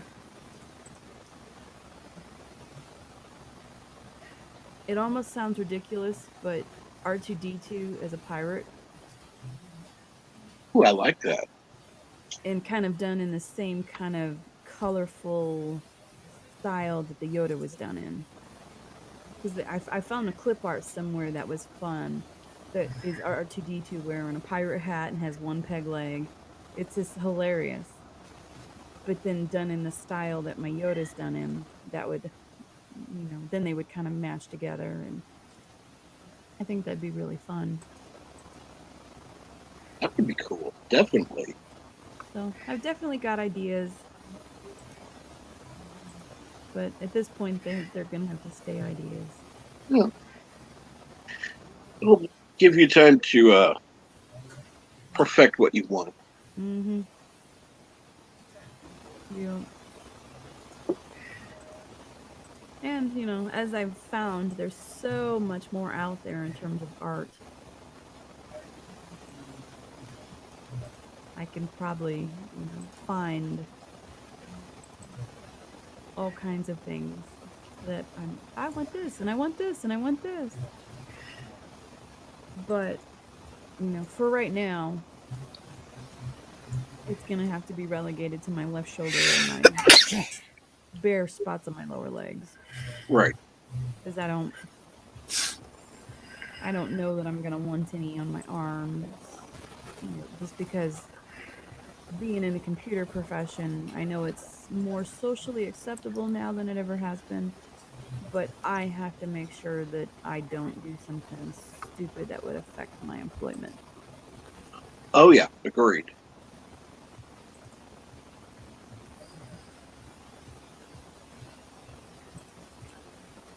But it is definitely becoming more acceptable to have piercings and tattoos that are visible.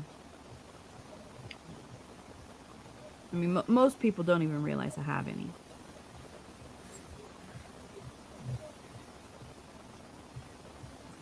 I mean, it's gotten to the point that most people don't care. Mm-mm. Personally, I think it's a personal thing. You want to go for it. Hmm. I see people all the time, and I'm like, man, I want to ask her where she got that done. You know, those are so cool. There was a lady I saw the other day that had this gorgeous sleeve, um, and she was wearing short sleeve shirt, showing it off, and it was amazing. Like, wow, it makes you wonder where did they go?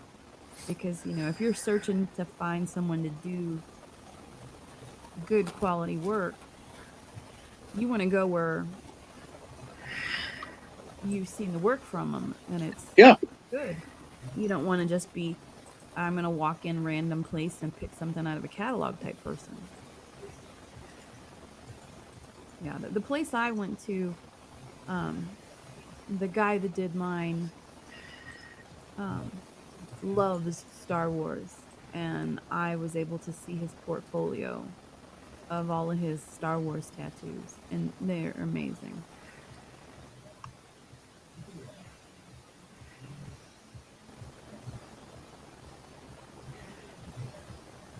And then his sister actually did the my Yoda one. She specialized in the color work and the mandalas and stuff. And she'd never done a Star Wars tattoo, so I was her first Star Wars tattoo. Cool. But she's passed away.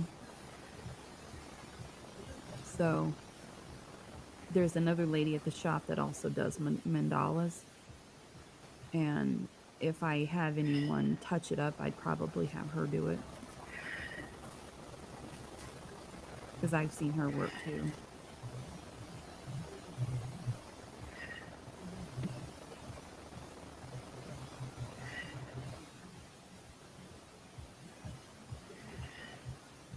Oh.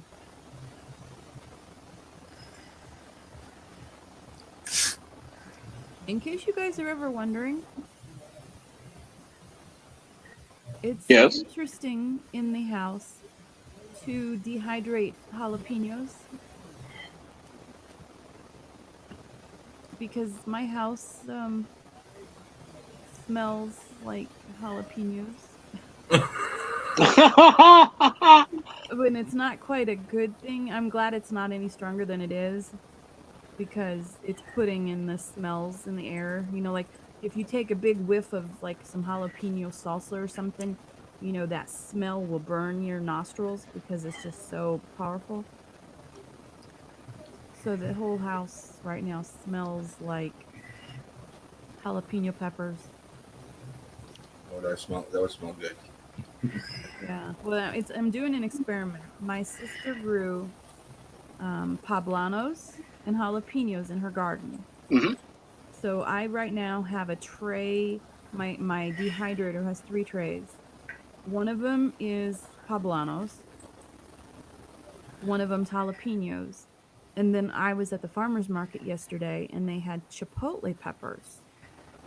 They're like giant, long. I've never seen one. I seen canned chipotle, but this chipotle pepper was probably 16 inches long, Wow. Holy crap! bright red, and so the top layer is chipotle peppers. The farmer's market guy said they're not quite as hot as jalapenos. They're not as mild as banana peppers. They fall somewhere in the middle. So I've never dehydrated anything before.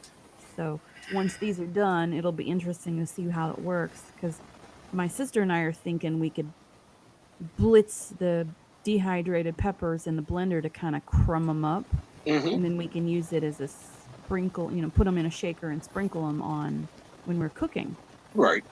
And if it works, then I'm going to keep slicing and dehydrating them until all the peppers are dehydrated, because she's got them coming out her ears in her garden. I'm so jealous. But we thought that would be a way to, preserve them and use them. Yeah, a couple years back there, my buddy, I gave him a bunch of seeds and we grew a bunch of peppers down on his parents' farm. Uh-huh. And I grew jalapenos, poblanos, California, green pepper, like green bell pepper, red bell pepper, and orange ones. Uh-huh. And we harvested a crop load of jalapenos and the California peppers, but the other ones didn't do so well. Uh-huh. So what we did, we just did a quick blanch on them and then froze them. Mm-hmm. My sister's been roasting the the poblanos and then doing them in the bag to get the skin off of them, and then she's been freezing the roasted peppers. Mm-hmm. And that way they're all ready to just pull out of the freezer and toss in your chili. So she's been doing that. But it'll be interesting because we both like cooking, and she likes spicy stuff, and my dad likes spicy stuff, my brother. So depending on how much actual dehydrated pepper content we end up with, they might be getting dehydrated peppers for Christmas. Nice to try and pickle it. Yeah. I didn't pickle straight up jalapenos, but I've made hot pickles and put in peppers in with the pickles. Yeah. And done like the refrigerated version of like sweet and hot, and they turn out pretty good. But I've never done just straight up peppers. I'd say it'd be worth trying, particularly if you like peppers. Well, see, that's a thing. For me, I'm okay. I don't like green peppers. I don't know why. I'll eat red ones and orange and yellow, but the green ones I just can't handle. And jalapenos, they're a little, they're just hot. They don't. I would rather have a chipotle, or I mean not chipotle. I'd rather have a poblano. The chipotle ones, I'm not sure if I like. I know if you get a can of chipotle and adobo, that stuff is hot. Oh, yeah. So I don't know what part makes it hot, the adobo part or the chipotle part. I'm not sure. But they didn't smell too hot. I put gloves on when I was cleaning them because I didn't know how bad they were. I know the jalapenos were so strong that just cutting them open and using a spoon to take out the ribs and seeds, I could smell them in the air, and they were making me sneeze and eyes water. So I know the jalapenos are strong. I'm just not sure about the chipotle peppers.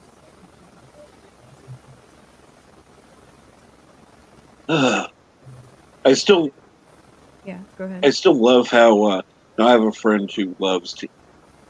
She went into the store, found some Carolina Reapers, and just started munching on them. Oh my God! No, no, please. Yeah.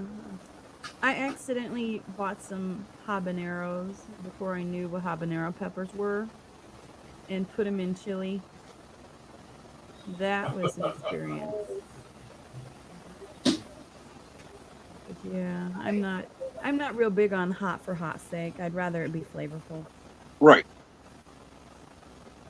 Okay, I admit I'm a wimp. I like banana peppers. Mm-hmm. I love them on a sandwich. It's the flavor, but it doesn't so overpower that you can't taste anything else. Yes.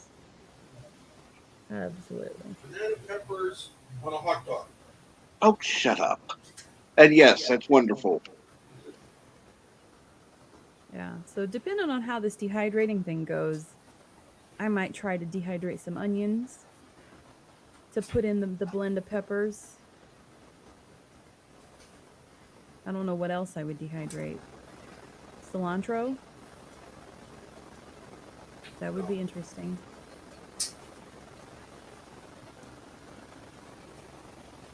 Anything so that I could still have these kind of fresh, homemade versions of what we can get in the summertime and the winter. And Epic, what are you talking about? 3-hour intro. You're so weird.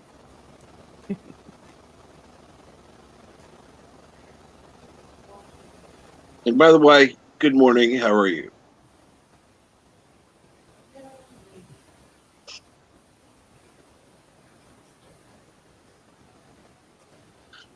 Oh. So what are you gonna? I mean, how long until you think your place is gonna be, done, where you can actually? Oh, God. Well, that's kind of up in the air because I have until next weekend to get what I can get done before my surgery. Then I'm kind of on hiatus Yeah. from being able to lift and move things for at least 8 weeks. And even then, it's going to be with care. Oh yeah, I would definitely. But I was hoping to be able to park in my garage by the winter and have the debris and everything out of the basement so that over the winter when I'm not gonna, get out as much because it's too freaking cold and crap. And I won't have a yard to mow at that point. Hmm. So I'm probably spend the winter then deep cleaning and then rearranging everything because he had every green Ryobi tool known to man. And he had gotten some hardware bins from Home Depot, like they were old displays that he Hmm. bought. And they're these giant heavy metal things with drawers. They used to have like all the screws and hinges and things in them in the hardware aisle. So they're huge, ginormous. And he had a section of them in the back of the garage, or no, the back of the basement. And then he had a counter in the back for the bandsaw, the drill press, and then I found the router table and the table saw and the tabletop sander. So what I'm probably going to do is make a little workshop area back there. Put all the tools organized into those drawers so I can find stuff. Make a little charging station and then put all the lawn related ones in the garage. That way I know where everything is. And then the way he had the basement set up, I had gotten him a giant TV for down there Right. for his birthday. And I will probably set it up so that I could watch movies down there. Like Cool. it's mounted on the wall, and I'll probably move the couch out of his office area because he switched them. He had an office area and then like a living room area.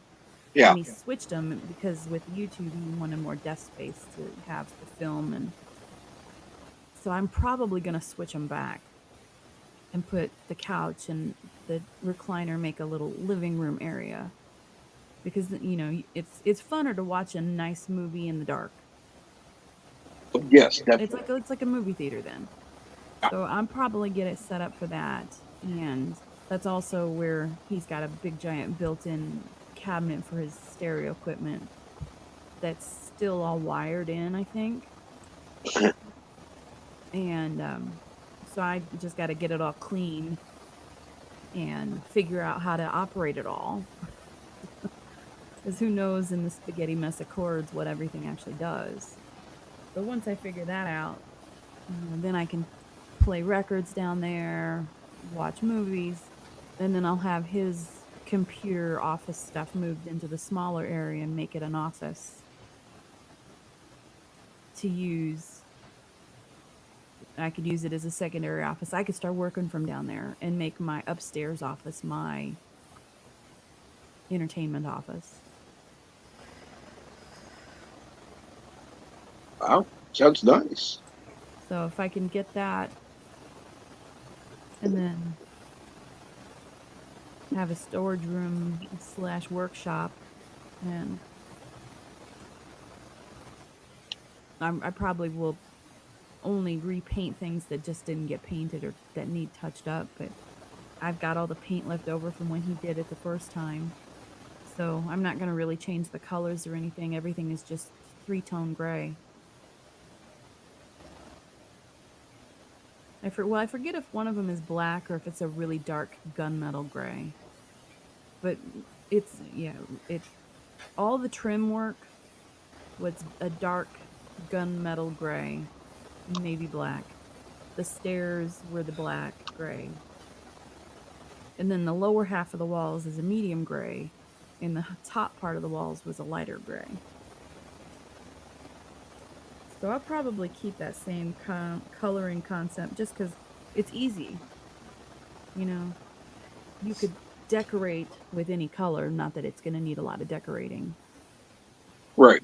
Because I'm probably going to leave the guitars on the walls and the video game marquees, all that stuff will still be down there. That's how that space is going to be decorated. I'll probably add more. I just found a really cool Batman print at Hobby Lobby in the clearance section. He's a real tall, it's probably 18 inches by 8, maybe even by 6, 18 by 6. But it's a real tall, old school Batman. And it's just really cool. Wow. So I'll probably put that down there. I love that stuff.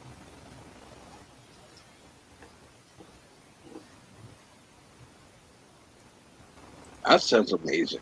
And I found all kinds of wood projects that he half did and then didn't finish.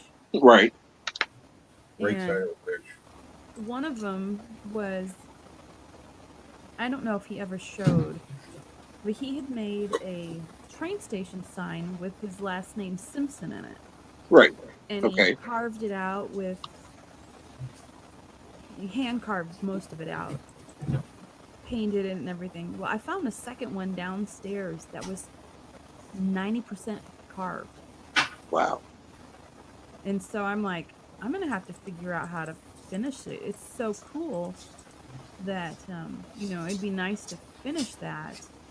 Then I could paint it and have another one. And he made some end table tabletops that he never figured out how to put legs on. So I'm probably gonna do the finish sanding and make legs for them. I'll figure it out.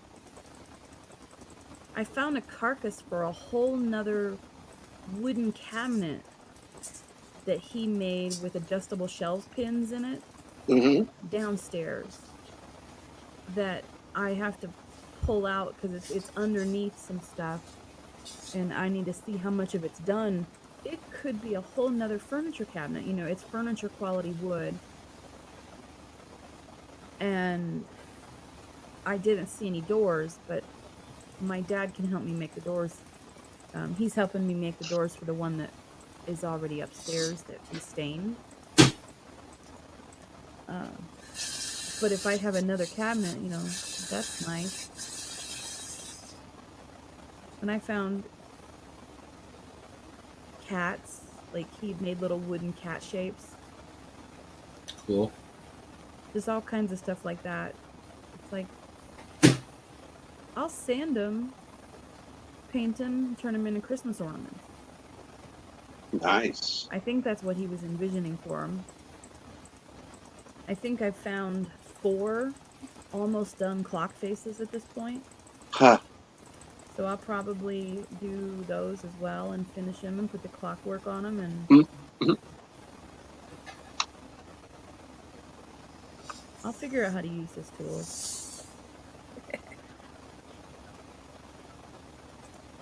I'm not scared to try.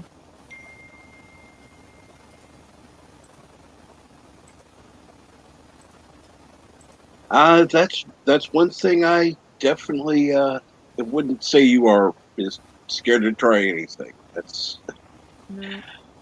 If I think I can do it, I'll do it. It might not work, but I'm a pretty crafty person. That's why when the drywall mud and my brother-in-law was worried that he wasn't going to do a good enough job, I was like, "Don't worry, I'll take care of it. I'll get it."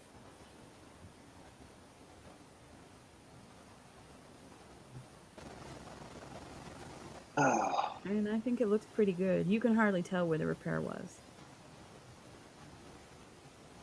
that is a sign of good work. Yeah, can't if you can't tell or if you can hardly tell, yeah, that's good. Mm. Yeah. So hopefully, right now I'm using a lantern in the bathroom instead of the light. So I'm hoping my brother-in-law can come back over in the next month and hang the new light fixture and get it finalized. Because I went ahead and I painted the ceiling, I repainted all the blue, and then I'm going to repaint the trim and the bottom part of the wall and the door. And I'm going to put a new faucet on. I figured I could figure it out myself. It can't be that hard. It looks like you just unscrew the old one and unscrew the new one in.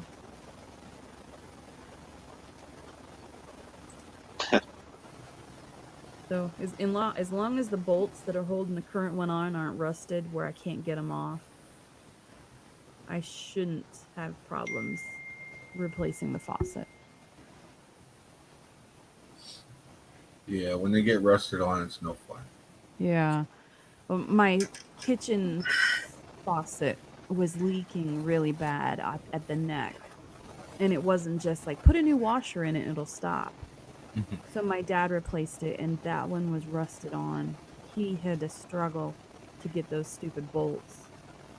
We had to get out the WD-40 stuff. And he was able to get it off. And the new one works so much better and it doesn't drip.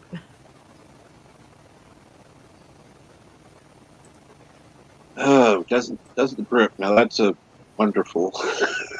Yeah. Oh, Yeah. But I've done toilet insides myself. You take out the flapper and replace all that stuff. I've done that before. Even before I met Richard, I'd done that before. So I honestly, I haven't. It's not very hard.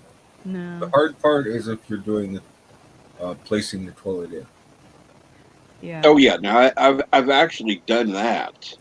and then you got to run the cold water to the tank, and make sure that you actually have the goddamn shut off valve turned off. Oh yeah, that would be a mess.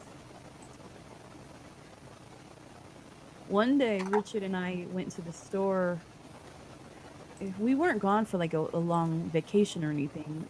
I think we just must have went out and went to like antique shopping or something. And we came home, and our downstairs toilet, the water supply line broke, Oh, and it was spewing water. Luckily, it hadn't been doing it for very long. So we really didn't have any damage. It didn't damage the drywall. It really must have just happened when we had gotten home. And we were so lucky because if it had happened earlier in the day and it leaked, it would have flooded the basement and it would have ruined the drywall in the bathroom. Oh, So we yeah. got really lucky that it didn't happen earlier than when it did. But we replaced both of the water lines because of that. And hopefully I don't have any more problems. Because you'd like to think the new ones would last a while. Would be nice.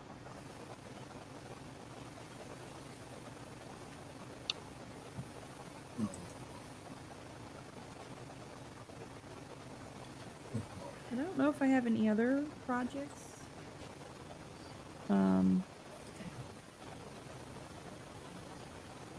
Hardware projects. I've got a whole bunch of like I need to install some curtains in a few places, and my mom gave me this big giant armoire that was for a television. Really old one, ginormous. And it's in my office and I'm going to use it for a coat closet. So I need to install the curtain rod bar inside of it for the coats. So that's a interesting. project. And good morning, NB. Good morning. How are you today? Doing okay. How are you? I'm good. Unfortunately, Madam Geek, once we got back home yesterday, twisted her ankle, so now she's got a cane and wrapping on it. Not good. Yeah. Well, Morning, Bird. Mar. Nice to see you again, Paula. How are you? hello. Doing all right? Hey, JPs. Hello.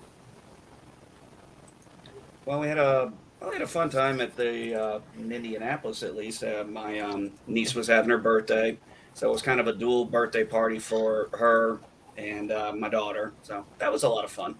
Nice. So you were up in my neck of the woods. Yeah, I hate anytime I have to. It's a pretty straight shot for me. I take 63 and then I get on 70 and then right on 465, which is an absolute goddamn nightmare to be on. I drive it every day. I'm sorry to hear that, Paula. Well, you get used to it. It doesn't bother me. I've been in worse places, so and it probably helps. I know where I'm going and where I need to be off, and how the traffic patterns flow, so I know which lanes to be in and which places, so that I can optimize my travel. Yeah, And if you're not I don't doubt it. if you're Me, not as familiar, I could see that being a pain in the butt. yeah, 70 is not bad for me. 70 I actually know very well, just from driving it throughout most of my life when I lived in the St. Louis area. 465, oh my God, that's just a whole nother damn animal. Yeah, I'm sure it's probably easier for you now. You've been driving it for what, a few years now, decade or so? Since I've lived in Indy, so 20 plus years. I mean, yeah, it's really nothing in it. Yeah. You just got to go with the flow. And you got to know what lane you need to be in. You guys have a good day. I'm going to take off. Make sure your cigarette's out. Take care, Yeah. JPs. I'm See not you done later. yet. I have to say it every day, so just in case. Yeah. Talk to you guys later. Talk to you later. Later. Later. Well, Cap, in typical fashion, I pissed off Maria Sirtis' Oh, fans. Well, I pissed them off because I called her an actor and not an actual fan of Star Trek. And then they got really pissy with me because I said, we the fans think of it different. And I'm like, look, I don't know how you want me to say fans. Am I supposed to say true fans, actual fans, 66 to 05 fans? I'm like, look, I just said we the fans. You know what? You want to get insulted by that? Go fucking ahead.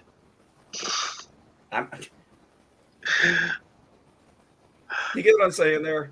oh yeah. Like, am I supposed to say true fans, classic fans, old school fans, OG fans? It won't matter. Oh no, it won't. It was just funny. I got up this morning, and I looked at Twitter, and because I don't check it at night or anything, and there was like 20 plus on there, and most of them were about that. It's just like, ooh, that's like these people are easier to piss off than Tim Russ's fans or George Takei's.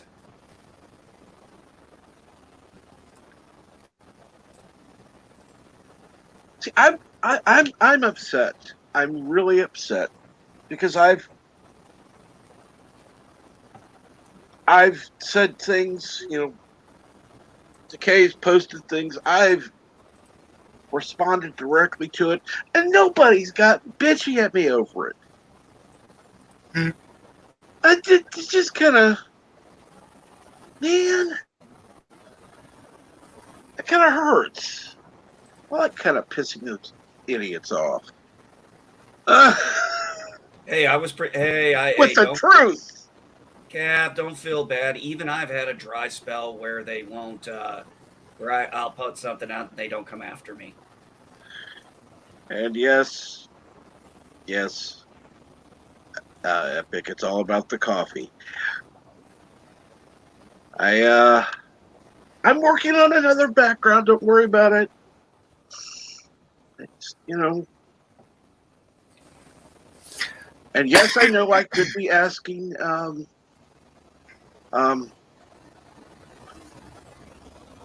why can't I? Yitza. I know I could be asking Yitza, but I know he's busy and I don't want to bother him. Yeah, see, we don't take advantage of friendships. Someone was asking me the other day if I had a picture yet from him. And I don't know. I don't know what I'd want on it or what I would do with it, so I don't want to waste his time. Well, I noticed this. There's 4 Yitza originals right on this screen right now. Mm-hmm. And Paula, that's actually the one I got there. That's the coffee mug I got. It's about a year ago. Oh, yeah. And good morning, Darius. Yeah. Well, the choice was at the time was that or the history with R&R, and I just couldn't pass up Locutus there. Oh, I know. But in his store, I actually deleted a couple of the bumper sticker coffee mugs and added a minky fleece blanket with this Locutus picture on it. Ooh. Hey, Paula, I don't know if I still have the link anymore. I'm assuming you have a wrench. I made sure today she was somehow removed. I'm sure you don't, and I'm absolutely certain Cap does not mind you putting the link in for the. Please, I was going to ask her to, particularly since when she said the blanket. Yeah, me too. Let's see. How do I? I'm not sure. Oh, wonderful. Good hello, Darius. Let's see. And Yitza says, Paula, what picture do you want from me? I don't even know. He lurks. Yeah, I would definitely say Yoda inspired. Oh, yes. It has to be Star Wars, but yeah. How about Yoda with a red saber?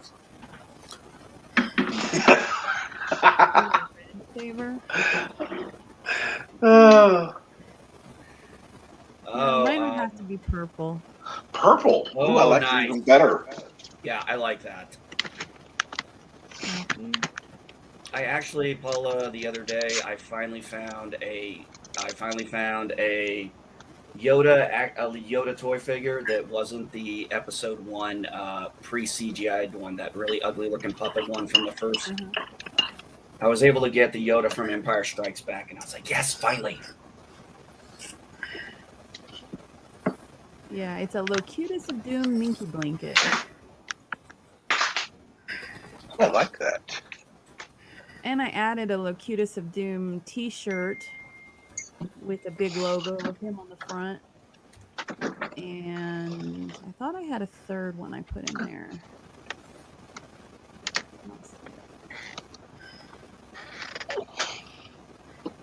Oh, yeah.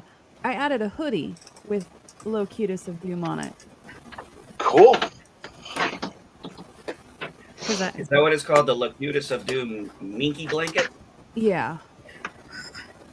For some reason, it put it all the way at the end. But I think that's one of my favorite pictures, so. Ooh, I think I know what I'm buying in September.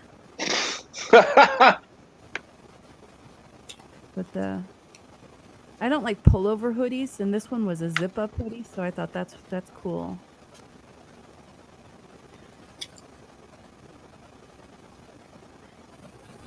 It has to be an awesome blanket. Although I have although if I got it, I don't know if I actually use it for anything other than a display in my den.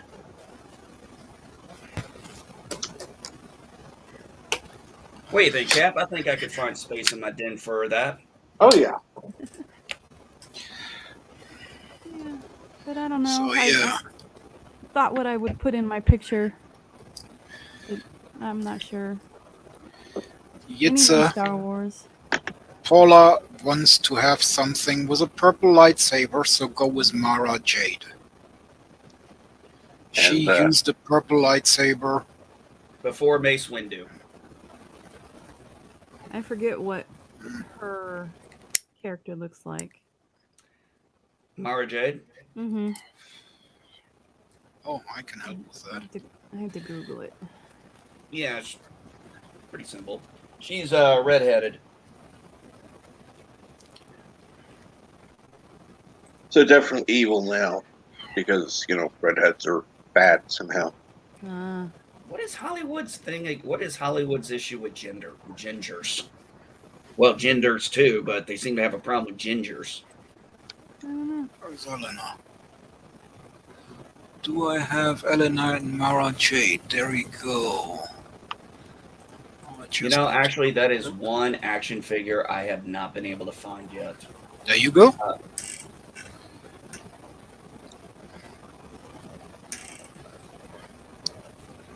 It's a good Mara Jade. I'm not in any hurry, so. Friend of mine cosplaying as Mara Jade. Oh, Nice.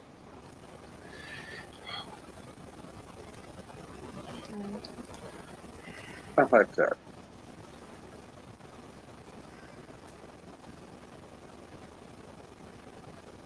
And yep, she was married to Luke Skywalker. Yes, I have the comic where they were married. Before the dark times. Before Disney.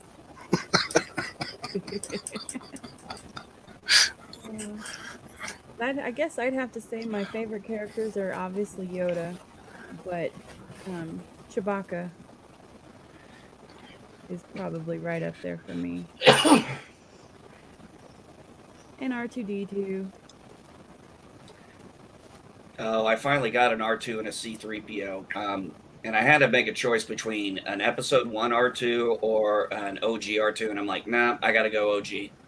I may love the prequels, but if it's an option between the originals version and a prequel version, I'll probably go with the original version. Mm-hmm. Well, at least start that. I mean, what I was thinking was, wouldn't it be bad to have a few of those from the different ones, see if there's any subtle changes in the toy. Mm-hmm. In all the going through stuff that I've been doing, I actually found one of the vintage Star Wars. They weren't the Barbies because they were bigger than Barbies. They were, they're slightly taller than Barbies dolls. Uh-huh. I found the Chewbacca, which he was actually even bigger than that. And then I found a Stormtrooper. Oh, nice. So I think I've got 2 Chewbaccas and a Stormtrooper. I have an original Chewbacca standing next to me. Original sized. Mm-hmm. I've got a Darth Vader, and I think I might have one of the red Imperial Guards in those original size toys from way back then. Nice. I have a whole bunch of collectible Star Wars stuff that's in boxes. I need to pull it all out. Maybe this winter when I'm bored with nothing to do. Because I'd love to look at it and see what all I've got and use some of it as decor. Because if I'm gonna have it, I want to enjoy it, Absolutely.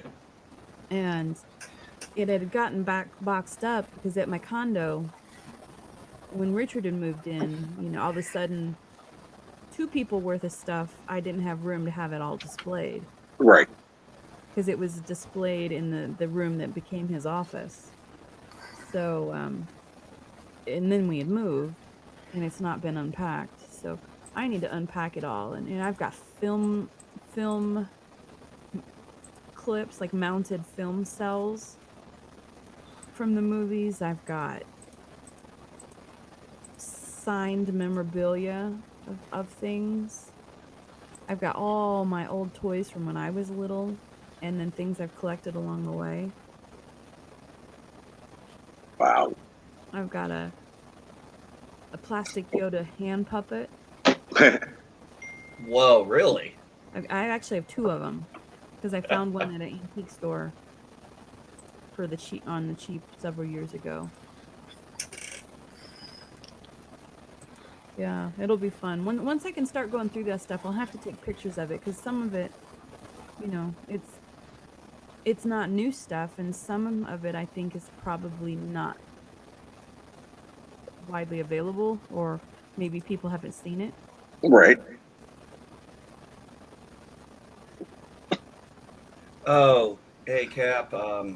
So I heard yesterday, and I know most of us aren't sports people, but I heard that the MLB, after 70 years, has dropped Tops and is going to another company for their baseball cards.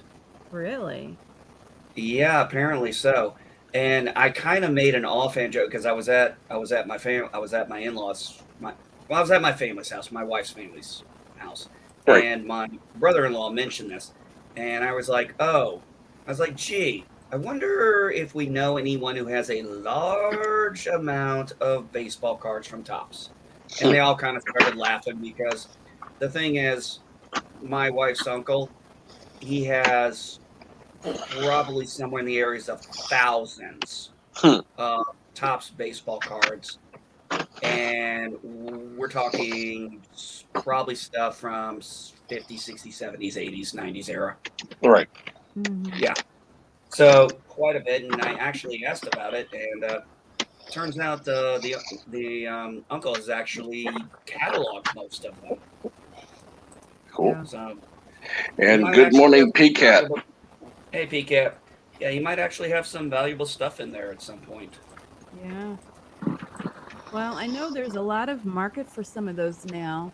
I have a giant collection of Garbage Pail Kids from back in the Oh, day. Paula And knows about it. Paula. I was going through those. I've got a card worth $350. Wow. Hey, Paula.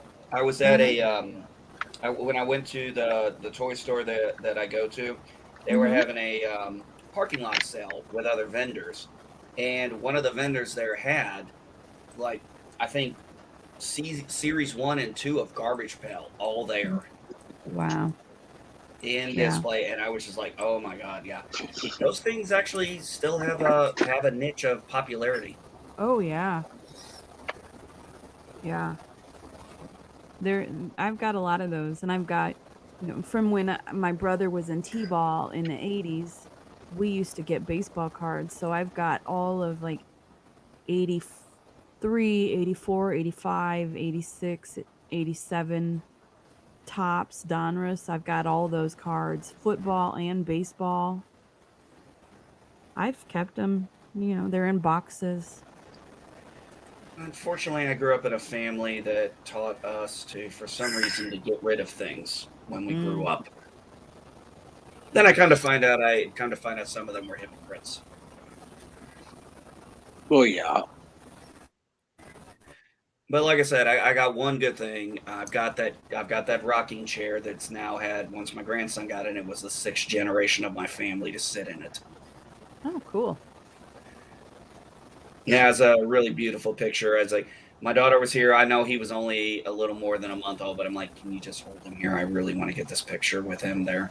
Because actually what I want to do is, if I can, is I'm going to search through it and I'm going to find the picture of my daughter sitting in that chair and her son sitting in that chair and see if I can make something out of that for her. And if I can, and it'll be difficult for me because I'll have to get with family, see if I can find other pictures of our family that have sat in that chair. Yeah. Because that would really be something cool to put together.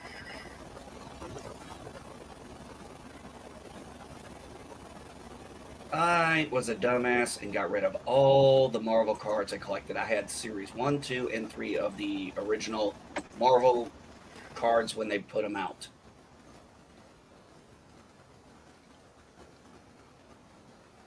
And like an idiot, I got rid of them.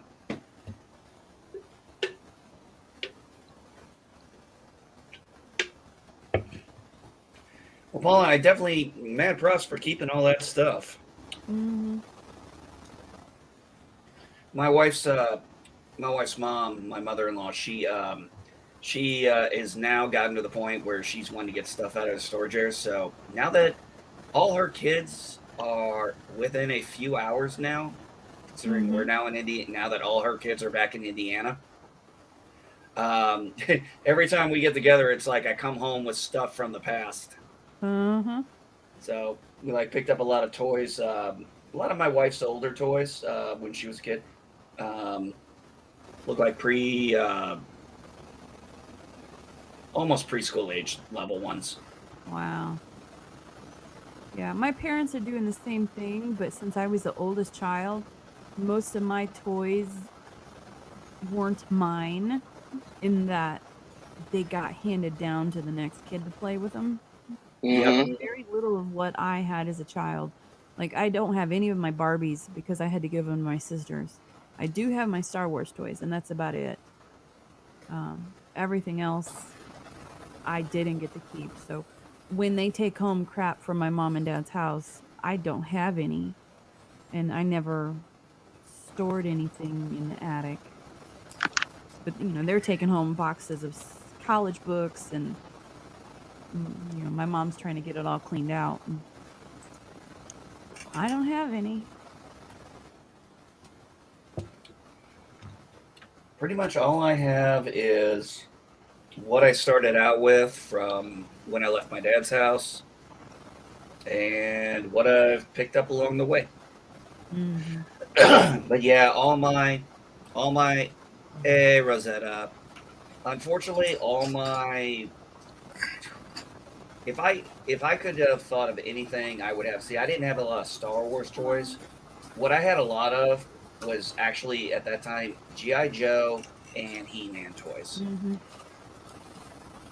Yeah, we have all my brothers, He-Man and Star and G.I. Joe. Oh, nice. My younger brother has kind of confiscated those. Oh, hey Cap, did I show you I finally found one of my unicorns from Star Wars lately? Mm-mm. Second. How you guys doing? Yeah. Found Cara Dune. Cool.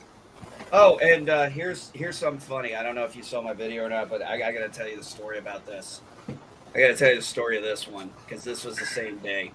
The Batman animated series Batmobile, one of the 3 I was wanting to get. Yep. I've got Adam West. Now I have this. Now I just need to get the Tim Burton Batman 89 one. What happened was this guy actually was coming in, selling off some of his collection, and a lot of it was Batman animated series stuff. And I was seeing as the guy was the owner was inventorying them, and I saw he had the car, and I was like, you might as well just put that over there because I'm buying it. I didn't even know what the price was going to be. I'm like, you might as well put that over. If this thing had cost me more than everything else I bought, I'd have just bought this and walked out happy. Well, that and the Cara Dune. Let me rephrase it. I walked out with both of those. You guys doing Yeah, well that was today? the guy had a. Doing okay? What's going on, Rosetta? Just working on. You've seen the drawings I've done the last couple days on streams, right? Right. Working on those. Cool. The one I finished on my stream the other day has got me trying to do them with the more complicated sketches because she went really detailed.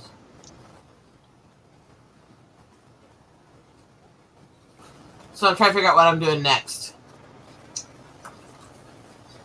Oh wow, that's gorgeous. Because I have my sketches ready for the color layer.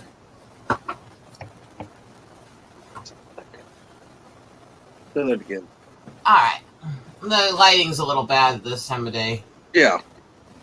Yeah. That took quite a while, especially the hair. Yeah. The hair and dress were a pain.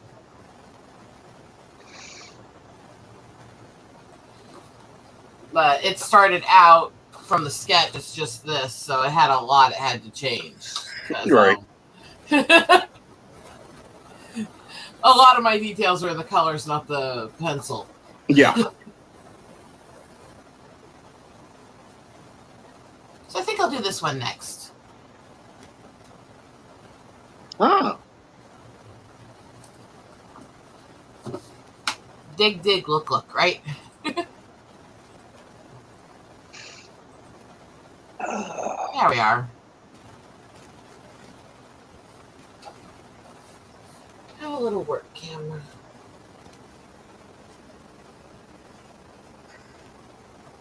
And good morning, Dee Dee Myers.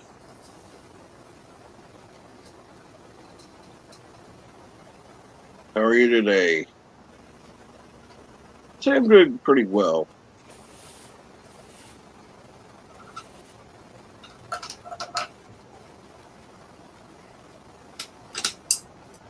Of course, Bird got to sleep in, but he's sleeping nicely now, so we're not going to disturb him.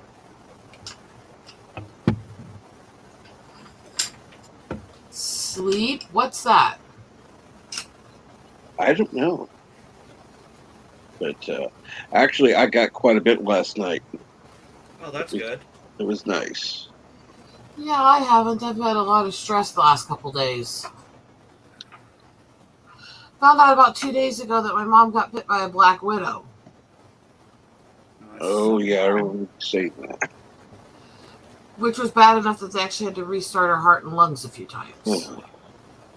So, it's been a very stressful couple days. Yeah, to say the least.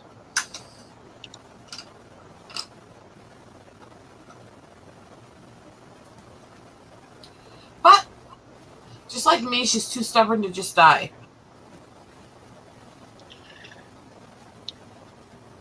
So she's hanging in with all her medical.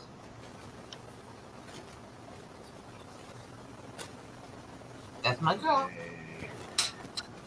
Are we actually legally? Can we do that? What? I'm sorry. I'm looking at this. It says, and I have to read the whole story here and do a little read. It says U.S. orders commercial airlines to join mass Afghan evacuation. I'm thinking, I don't know if we can actually do that.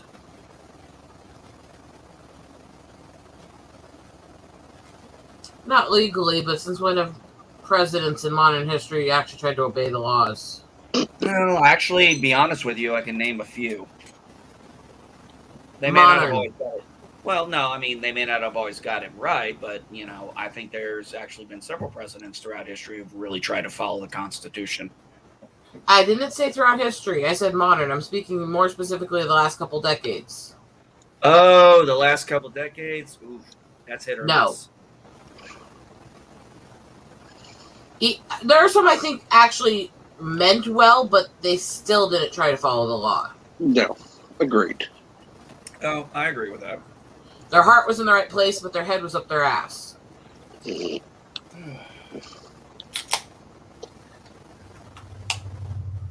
Well, yeah, it's like I said, I just saw that. I'm like, I don't think we constitutionally are legally allowed to do that. And I'm pretty sure we're not, but I don't know. Some kind of bothered me the other day when I heard this one. Was this whole thing was Biden was, I guess, going to do an executive order, even though he knows it's probably going to be illegal and get countermanded, but figures he'll do it and just do it for a little while and then see what happens. I'm like, isn't that called abuse of power? Well, it wouldn't be the first time.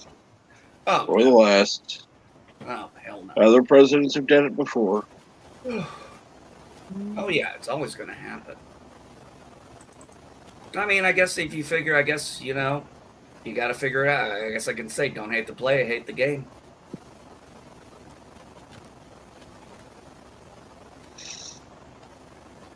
Well, the problem with any political office, and this goes to both sides, this goes to anybody, is the kind of person it would take to want to run for a political office is automatically going to have more ego and more self-interest, because you have to have that. I would be good enough. I would be the right person. So there's a flaw in the system that wasn't thought of with the founders, I think, honestly, because most of them were kind of nagged into it by their cohorts. They didn't choose to run. So they didn't think of people wanting to go really seeking out to run for an office in their minds, you know? Well, you have to remember originally the representatives were voted on. The senators were elected through, and I'm drawing a blank on exactly how it was, but they were elected through the states, but not through a popular vote. It was basically a governor's thing. I'm drawing a blank exactly how to do it, unfortunately. But, I mean, originally, the only thing you voted on was you voted on who you wanted as your representative and who you wanted as president. Because actually it was interesting. For a long time, it was the one who won was president. The one who lost was vice president. That's actually something I kind of in some ways miss, because it didn't become a linchpin for one party. Yeah, I'm not sure exactly when. Oh God, I'm not exactly sure when the president and the vice president both became, part of the same ticket. I'm trying to remember when that was. I've researched it before, but it's been so long, I don't remember that part. The eviction moratorium. Yeah. Okay, thank you. I hate to say it, people need to realize these people who own most of these rental properties, these apartments, they're not rich people. No. Now, look, I understand, a lot of people have been forced out of their jobs, and they also shouldn't be on the streets either. There needs to be a happy medium in the middle. But just telling people, oh, you can't evict them and we're not going to pay you, that's fucking bullshit. Well, yeah. If you're going to say, look, we've locked people up, they haven't been able to do their jobs, it's not their fault they can't pay, let's work something out as a compromise is one thing, Exactly, because, well, the way that they keep portraying these landlords or these apartment owners is they're the bad guys because they want their people to pay. I'm kind of like, well, they think it's still the 1930s. They still think there's these slumlords that are trying to lean on housewives for sex and abusing kids in the hallways, and there's been laws passed to prevent that ever since that era for a reason. Exactly. Yeah, exactly. There's laws all over the books to prevent these people, it's the same thing. They always seem to think we're still in history. They keep going back to these movements and these battles that have already happened and are already won, and we don't need to do anymore. Oh, PCAT brings up good. Yeah, I've heard that too. Bring that up. I'm sorry, but I've heard this over the news. I've heard landlords say this shit. It's a really expensive thing to actually run a rental property. Well, and a lot of states have price restrictions on them. Well, let's not even go into the price restriction. Let's go into the fact of what the landlord has to deal with, and let's even think of let's think of a rental property. When I was renting an apartment, there were usually two things that were included in the rent: the water and the trash. Good morning, Resolute Germ. Yep. So normally you paid your rent, that covered those, and you had to pay your electricity or your heating, electricity, however it was, your heating and air, however it was. So if they're not paying rent, they're not paying their water bill, they're not paying their trash bill, but the landlord still has to pay that shit, because if the landlord doesn't pay the water bill and the water gets shut off, who's going to get blamed? The tenants who didn't pay, or the landlord who didn't pay? Mm-hmm. And these landlords also, they have to pay their insurance, they have to pay their maintenance, they have to keep their place clean, they have to follow their regulations that are whatever state they're in This is not, I mean, anybody who thinks that a bunch of people who have rental properties are rich is just asinine. There are some that overcharge like hell and are actually rich off it, but it's not the majority. It's not. And you have to have very specific places and kinds of properties to be able to do that anyways. It's not going to happen at just any place. Yeah, Resolute Germ, you're absolutely right. You are 100% right on that one. Yeah, they did, and it's gone to the wrong people.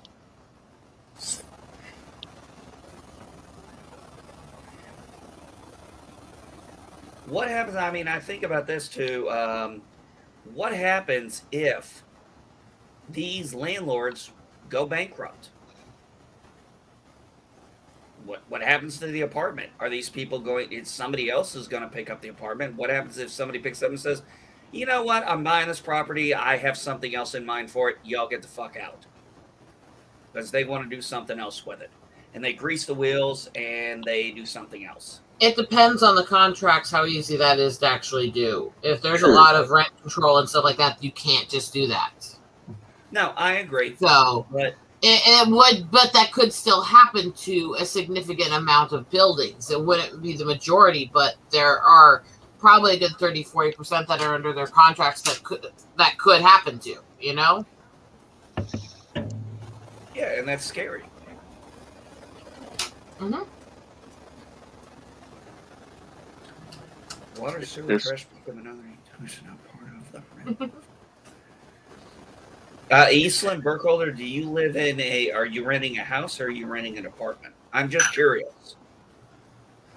But most places I've lived when I was in an apartment, water, sewer, trash were the normal common thing.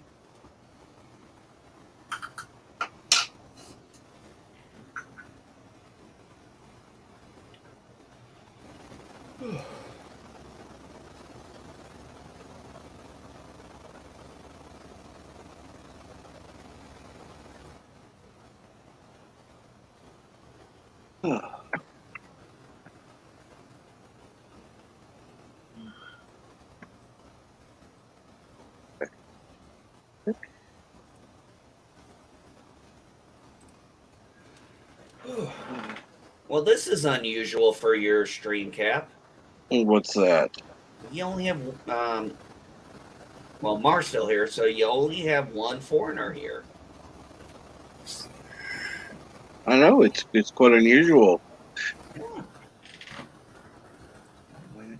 Oh, Cap, I finally got a chance. Oh, Cap, talk about a Sunday, buddy.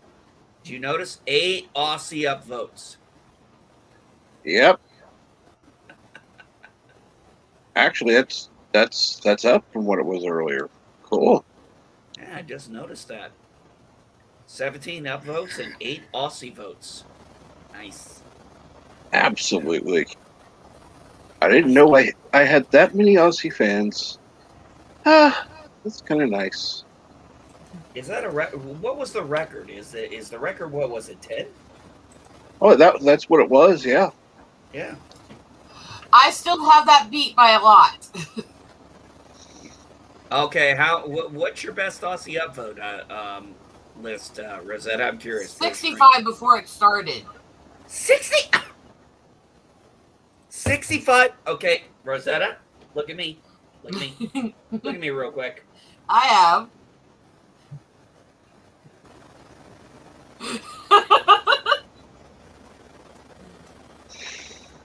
I anger trolls. I have to bow to that. I'm always disappointed when they spend all the time to come hate watch and they spend all the time to give downvotes, but they don't take the steps to make sure that their downvote will actually stay when they leave, because you have to watch so long and do so much interaction and stuff for like and dislike to count. Because if it disappears later, I'm always like, oh, come on, you couldn't even do it right, you fucking idiot. You know?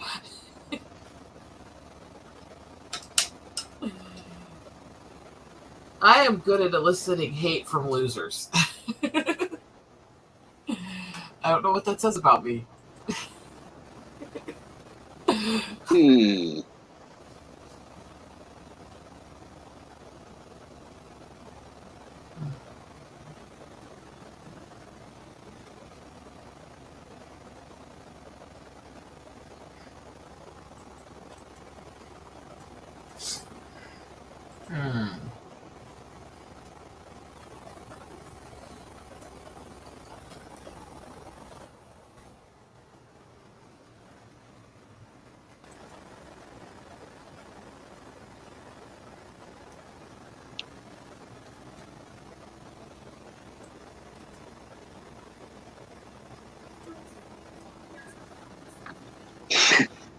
So I wasn't sleep deprived.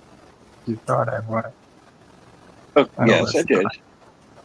Now I didn't realize I had been muted, Oh, so no. there were a couple of single liners I put in over the last hour that I thought had come through Nope. that I thought nobody heard and just or I thought nobody cared enough to respond to.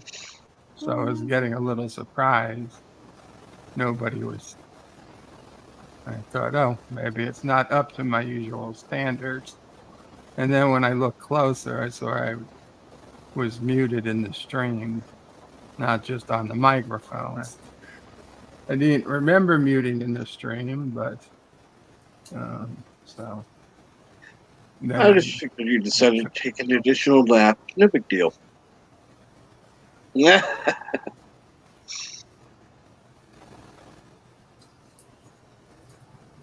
I did say hello to Rosetta. Oh, And she hello got then. here. And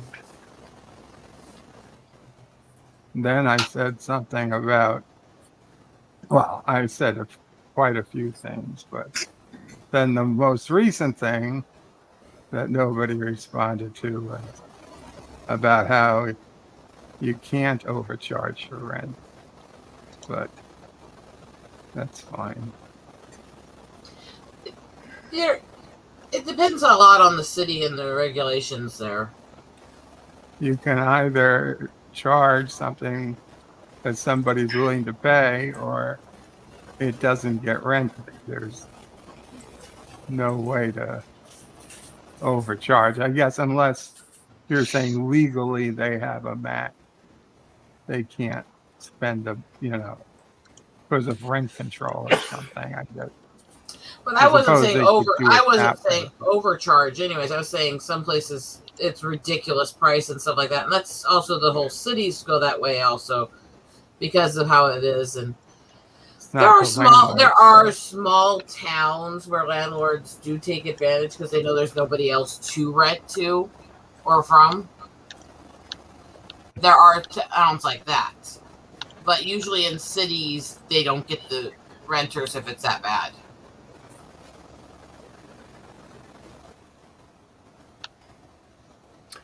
It's interesting. You got to think about, people say, you go to this place and they have, oh, the pay over here is $100,000 versus the same job pay in another area is $60,000. Well, okay, but what is the cost of living in the place where you get the Yeah, 100 grand versus the cost of living where you get the 60 grand? Exactly. cost of living in this city is a lot better than it is in most cities this size. And my husband makes good money, and we still are usually broke with the stuff. A, this inner city stuff we do, and B, my medical issues and how many things in my life are restricted. But I can't imagine trying to survive in big cities with how expensive everything is, even with his pay, you know? Well, I've known several people, like my cousin, for example, her husband went and took a job in an oil area down in Texas some years back when we started opening up pipelines. And yes, it was a very good paying job. And yes, it was, but the problem was where they decided to live was so close to his work that because they're getting paid that, law of supply and demand. I know you can afford it, so I'm not overcharging you. like for example, I lived in a cul-de-sac in South Carolina. I bought my house for 140. I sold it 7 years later for a very nice profit, and I moved up here to a much big in Indiana to a much bigger house, a much bigger space, and I paid almost 30 less than what I sold my house for. And here's the thing: my house is actually cheaper than in most cities for what it is and for how nice it is. My mom's house is approximately the same size. It's actually built out of the old oak bomb boxes. It was built as a post-war house, and it is thick, solid oak shipping wood. The entire house. It is better quality than mine, and it's the same basic size. They spent a third the money getting their house that I spent on mine, because they're out in the middle of nowhere in the mountains.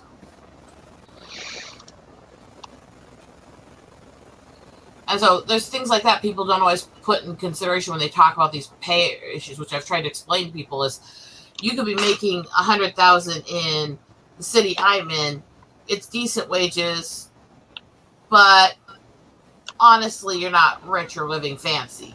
You make $100,000 in a lot of these major cities, and you could still be living freaking like minimum wage style life because the expenses are so extreme. And you're talking about in some of these major cities, just even having a halfway decent place to rent for a month is going to be almost $2,000. And we're not talking about homes; we're talking about one bedrooms, you know. And so they're making $150,000 in a major city, over $100,000 in this city. They're still living with maybe half the options and funds that I am here, you know?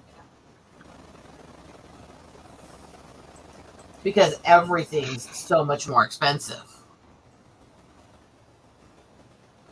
Oh, yeah. Yeah, it all depends on the area. What I find funny is this whole $15 minimum wage, as if that's actually going to solve anything. Look, I do think minimum wage should have some restriction to stay with inflation. I also think it should never be national. It should only be set through local, state, and city providences. Because there's too much variance in national. I mean, hell, there's difference in areas of different states. I mean, you're not going to have all of California at the same rate. But now with federal government sticking their noses in, yeah, everything's the same. Got to have the $15 minimum wage.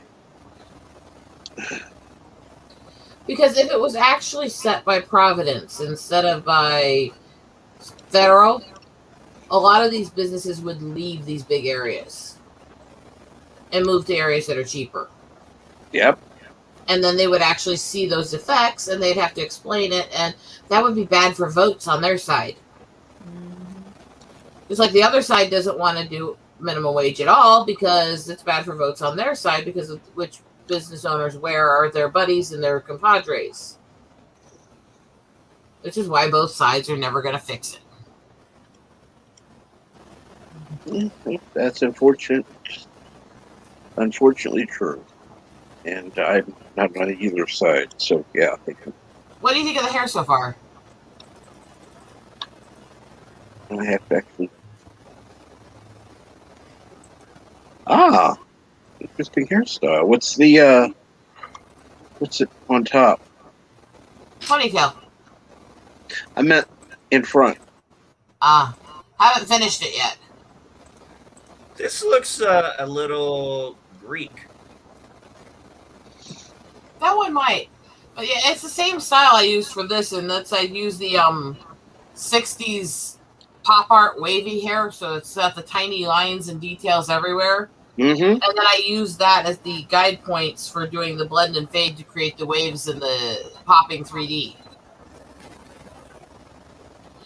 And even the freaking black like this takes like 6 different colors and layering to create that effect. Well, yeah. I mean, I know most people wouldn't know that, but I understand completely. I'm just saying. I was just saying the way it looks, the kind of style, the way it's going. It kind of has a Greek look to it. I mean, if you really kind of look at it, it kind of has a Greek vibe to it with the clothing and everything and the way she looks. I can see that. As someone who's very, very big into Greek mythology, that's literally what I'm seeing there.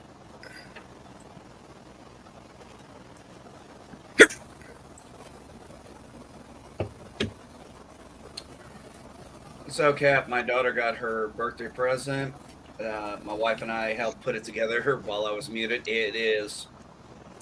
She wanted one of those hanging chairs, those little like hanging hammocks that you have in your house. And I said, I am not hanging something up that could tear down the roof. So they actually found one that had a stand. Yeah, there's actually quite a few of them that do. I actually want one of those. I actually want one of those because the egg shape actually helps cradle the back when you're hurting. Well, so it's pretty easy to put together. It's finished and stuff, and I saw it. But here's the thing that I thought was most interesting. It's comfortable, it's mobile, but the design pattern, I think Rosetta and Cap, you might appreciate. I said, this is more than just a chair. They go, what do you mean? I'm like, look at the fabric and the way it's weaved. This is in the shape of a dream catcher. Don't just show me what that is. I'll probably want one similar. Because I've been trying to find one of those chairs that I actually like for a while. Yeah, when I looked at it, and I was like, this is a dream catcher design.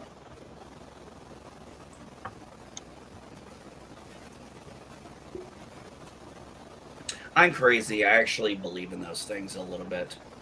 I may not believe in them in the certain way, but I believe in the placebo property of it.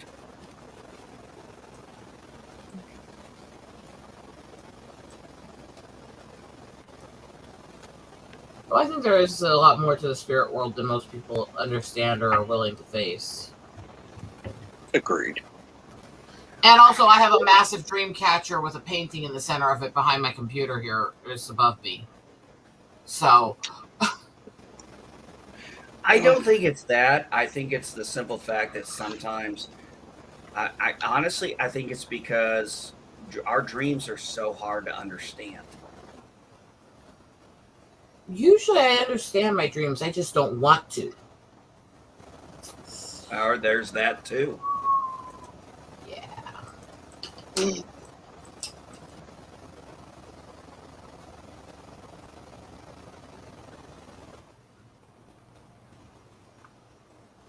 All right.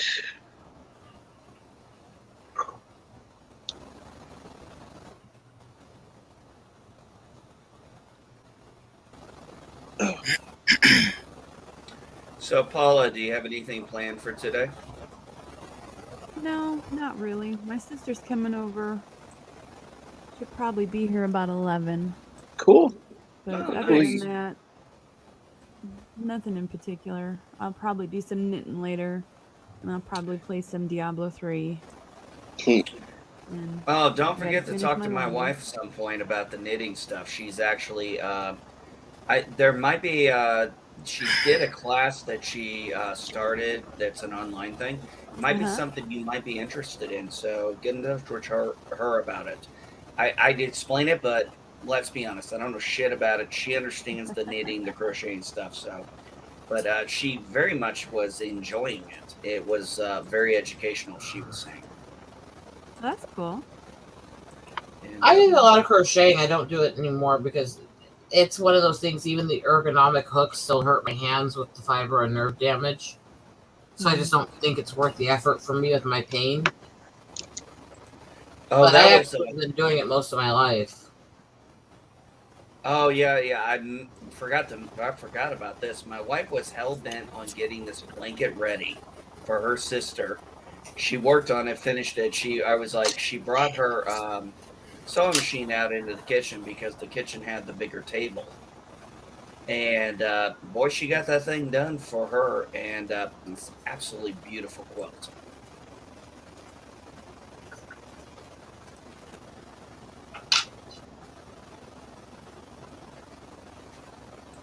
Yeah, Paula, actually, it would be interesting if you and Rachel could talk. You guys might be able to swap tips and facts and stuff.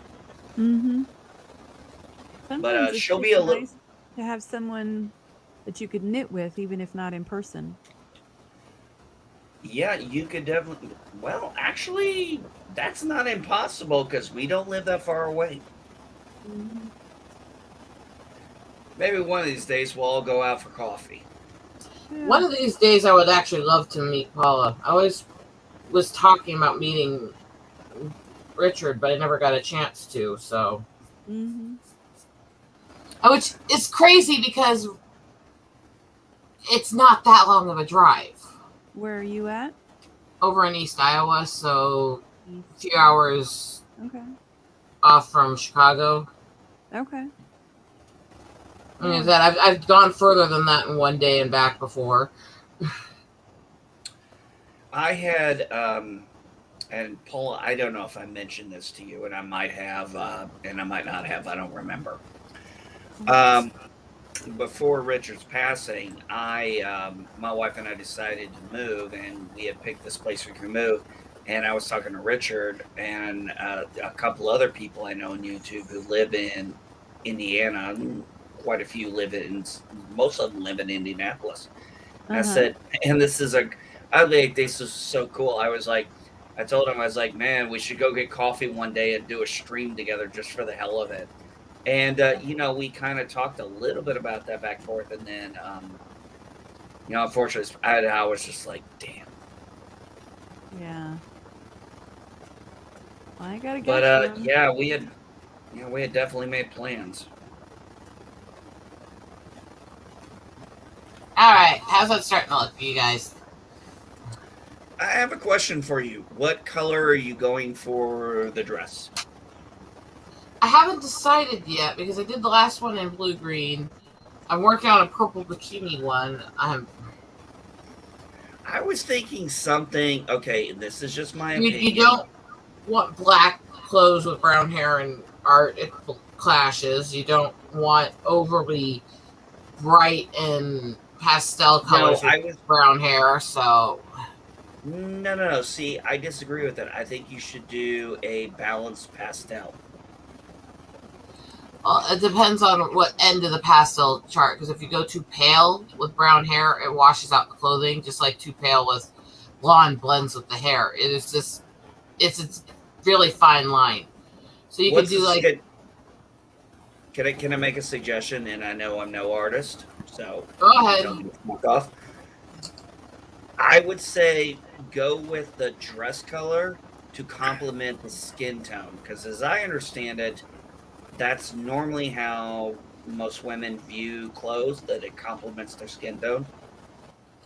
Yeah, it's supposed to be when you're buying like dresses and stuff like that, you want something that isn't going to make your skin look funny and is going to help your hair and your eyes pop out.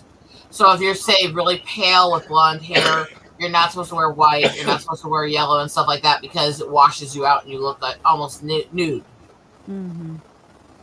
So if you're a person that's like that, you're supposed to wear like a soft blue to a bright green range color for the most effect to bring out your skin and your eyes. And the same goes for with brown hair. You usually look for that range between semi-soft to bright in not yellows, because yellows make the brown look funny. Now, Rosetta, if I'm not mistaken, and I don't have my glasses on and I can only see a little bit here, but I'm assuming her eyes are closed. Are her eyes closed? Yeah. Okay, so her eyes are closed. So we're focusing on her hair, the skin tone, and the dress. So I would say, like I said, most women I've known, want a dress that complements them. Complements, like you said, the skin, the hair, the eyes, even the lips. I mean, the shade of lipstick is, if I'm not mistaken, chosen to also go or enhance with the dress or the appearance. They don't have to be the same color, obviously, but... Yeah, but you want one that's not going to clash. You don't want to put ones on that are going to make you look like a clown. makes you look like you don't know how to match. Like a lot of these, what are these clown shows? I swear to God, some of these people who are dressing like they are, I'm like, okay, I knew goth, I knew freaks. You guys are not freaks. You guys are not goth. You're pathetic, cheap imitations.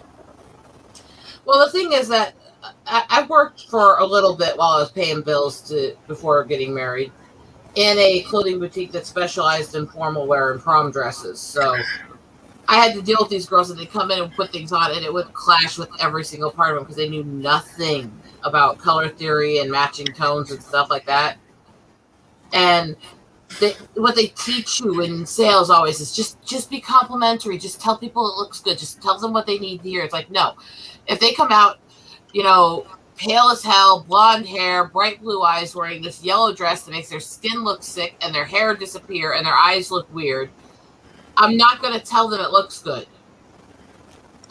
And that actually got me more sales in the end, because they would come in to me because I would help them. I would go, no, that's not complimentary to this feature of yours that really could shine really beautifully. And I'd go find them the dresses that match that. Yes, that's the whole point of what you're supposed to. But see, that makes no sense, Rosetta, because in that kind of sales department, the whole point is you're supposed to help them find something that complements their features and enhances them, not something that somebody else thinks looks good, something that they look at and they are like, yes, this is me. I'll give you a perfect example, Rosetta.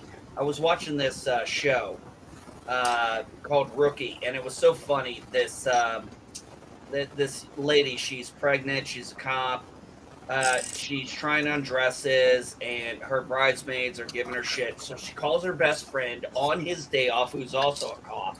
He comes in, and the lady, the boutique lady, the one who's helping her with dresses, like she's already gone through 2 things of tissues now. And he comes in, and she's like looking, and you see her in this dress, and this dress is hideous. And she's crying, and he's like, did you call me on my day off to ask me if you look fat in a dress?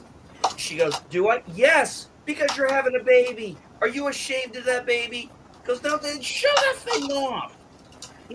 Compliment yourself. And the next dress that came out was just like, I was watching it, I was like, damn, that's a knockout dress. I mean, my wife was pregnant when we got married. She found a dress that was able to complement her. The whole point is, I mean, remember, the whole point about those things is it's supposed to complement you. It's supposed to show, it's supposed to be a starting point. The dress is a starting point. That's what gets you noticed, but then it's supposed to enhance the features. You start looking at the skin, you start looking at the eyes, you start, Well, I think a lot of times people will just, they'll say, I want this. Well, they don't want that. They want this feeling. It's like, okay, what exactly are you looking for? I want something that's kind of springtime, that makes me feel like it's, whatever. And if you actually go into talking about what they're actually looking for, you can figure out what will go with them the best and give them the feeling they want. Exactly. Yeah, and see, that's what I always focused on was, okay, that's not going to work, but you have this feature, show it. You have this personality, I can hear you talking, showcase it. Because what they would usually do is they would take whatever, especially these girls who weren't fancy, who didn't like wearing dresses, who didn't know this stuff at all, they would take whatever dress their parents handed them, and they would just go in the dressing room and hide because they didn't want to wear them. And so you had to find things that would, give them that formal look, but still help with their personality so they don't feel like a fish out of water, stuff like that, Well, yes, because the point of it, listen, here's the thing. If a woman is in an outfit that she's uncomfortable in, it's going to, it will show. It will show. If she's not, it doesn't matter if it's the sexiest thing or the thing that looks like somebody sewed at a convent. If you're not comfortable in it, it's going to show.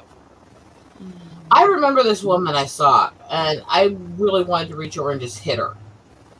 And there's a reason. She's walking through this store. She's done up in this over-the-top pink gaudy outfit. Fine. Personal taste, that's your thing. She had 5 daughters in check, and she had them all have pink outfits like hers. And the one of them you could see was literally pulling on the clothes and miserable and uncomfortable. You could tell she's not girly at all. And she kept trying to say things, and her mom just kept whining at her, knock it off, don't pull on that. So I was like, they're not clones of you. You know, it's interesting, Rosetta. My daughters, my oldest, the one who has my grandson Fred, she did dresses for until she was about 5. And then right about 5, she got out of dresses, wasn't interested, wanted to go to jeans, go a certain route. My daughter, Charlene, the baby, she went into dresses and that thing until about 7 or 8. But now she's, wanting to go out and try different, different clothes. And, it's great. But here's the thing. My daughter, Rosetta, it was so funny. When my daughter, Charlene, and my niece, Rosetta, were together the other day, and I hear the way they talk, here's something interesting about both of them. They're both very, what we call in my home, matter of fact. If you make a comment, they actually make a comment that actually makes complete sense. And they're very matter of fact about it. And it was actually so cute the other day. We always did this whole personality where we were good with the kids, we had a simple rule for it. You have to get clothes that fit within certain behaviors. You're not going to have things that are over the top, immature, or things that are really horrible. We're going to guide you a little, but even when my nieces and my nephews, even when the kids that I helped take care of, even when they were babies, we would literally, show them things and let them want things that they like. We would give them options and they would pick. And it wouldn't be because we didn't want to just force them to wear something because we thought it was good. If that makes sense to you. Yep. Mm-hmm. And it creeps me out so much when people do that because it's like you don't want your kid to actually be a person. You want him to be a little clone to do with things you couldn't do, right? No, that's what always bothers me, Rosetta, because, I've been talking with my daughter now who's 20 and has, my 3-month-old grandson. And I told her, I said, did you notice how things changed once you turned 18? She goes, yeah, what do you mean? I said, well, you got to remember, prior to you being 18, I had to be the protector. I had to be the authoritarian. I had to be the one in charge. I had to take total control. The moment you turned 18, I had to go from that to an advisor, mentor, consent. But my authority over telling you what to do is gone. And a lot of people forget that with their children. They still think they should tell their children what to do. I learned, because of my personal experience, that's not the best way to do it. So the amount of people who want to control what career their kids go into, all that kind of stuff. It's like, they're adults, let them live their life. Guess what? You're going to die before they do, most likely. Well, one of the fortunate things I did with my daughter, Rosetta, was my daughter is talented with her hands. And I mean, she does beautiful artwork, beautiful calligraphy. The girl can write cursive and read it and make it beautiful. I mean, she has very talented hands. And I told her that, and I encouraged her that. And, one of the biggest faults I hated in the 90s is they were always trying to push college on us. The problem was, after all the years we'd been in school, now we're going to college, and it's a totally different thing. It's no wonder so many people got burnt out. It wasn't. We didn't need it at that No, time. We there's need only a break. there's only certain careers where people really need to push themselves into college right away and do that stuff. My husband definitely was one of those. You need to get into college quickly while he was still on all those higher classes he was taking and stuff. But still, it wasn't a place for me, and it wasn't because I didn't have good grades and stuff. I didn't fit there, you know. But he needed it, and he needed it quickly because his career takes a lot of training and a lot of classes and all that. And they need to follow up on the classes he was taking at the end of high school. And one of the things that I told my daughter after she got her GED and everything, I was like, you are good with your hands. I said, you could go into comics, you could go into billboarding, you could go into tattooing. I said, you could go into all kinds of different career fields. I said, college is not for you. You hated school because it's all about sitting down. My daughter doesn't like to sit down. She finally decided when she told me she was going to a hairstylist school, I literally about jumped out of my skin because it was like, she's going to interact with people. She's going to be working. She's going to be moving. She loves what she does. And I'm like, damn, my daughter at 20 has something I never actually was able to achieve. She loves what she does, so she never bitches about work unless it's her, boss or some, asshole coworker.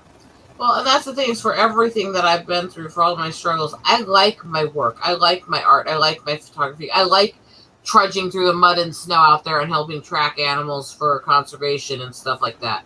I like what I do. It's not easy work. None of it is. And all of it's pretty rough on my medical, but I love it and I'm going to do it as long as I can. You know? Yep.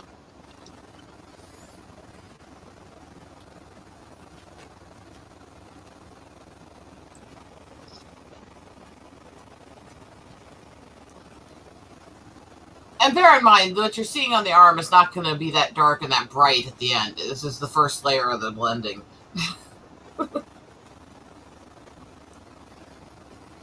Because it looks kind of odd at this stage. It always does.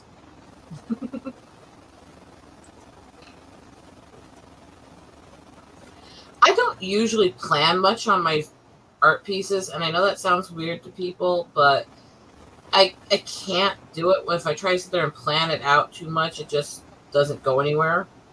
If I just look at it and go, okay, grab like 5 pencils and start blending them together, I'm usually fine. And I print more than one copy, so if I completely fuck up one, I can move on and redo it. Yep.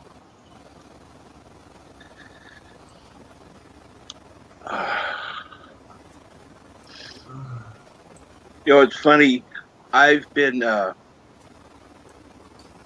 as some of you may have noticed, working on a few different pictures to kind of, change up the feeling for the Morning Brew.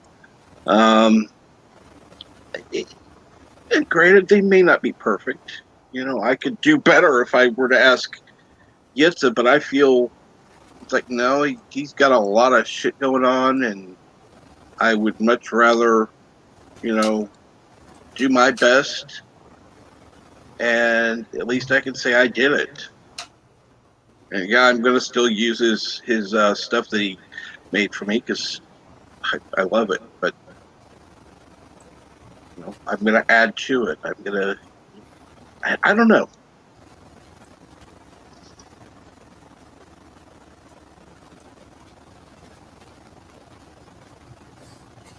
Yes.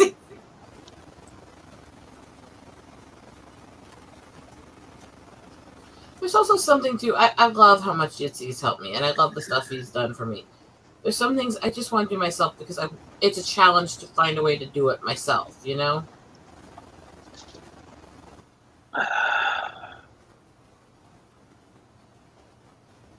Because you do such good work, Oh, by the way, good morning, Val Mike. When are you starting your stream?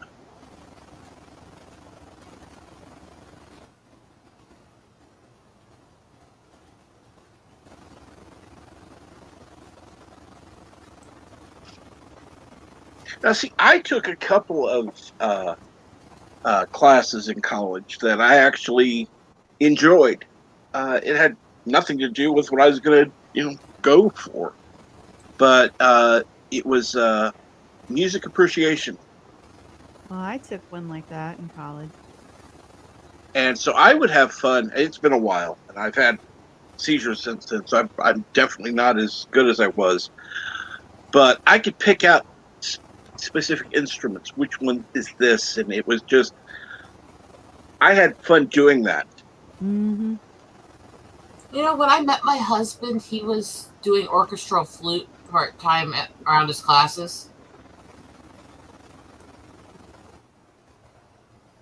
Yeah. That's the side of that nerd boy most people don't know. What kind of flute? I don't remember the exact type. Fancy little silver flute he has. I'm not good with instruments. Only one. Actually, there are a couple other types if you go to the native ones. No, I mean, Yeah. Never mind. I'm sorry. You were making a bad sex joke, weren't you? Yes. It went right over my head. That tells you how tired I am. Because usually I catch it when you're doing that to me.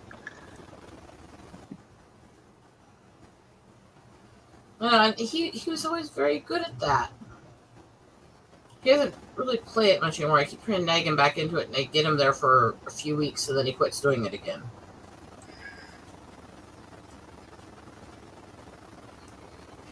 See, if I do it all the time, then it gets rather old, kind of predictable.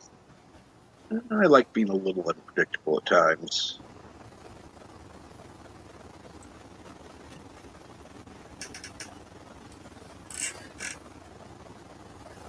Oh man, it's starting in 30 minutes. Cool.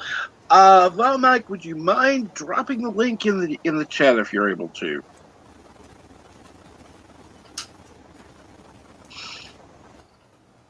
I may just go do art streams today. I mean, I have to be on with McKinney later anyways, so. And yes, Resolute Germ says, wow, Rosetta missed the sex joke. I'm tired today. It's been a long couple days.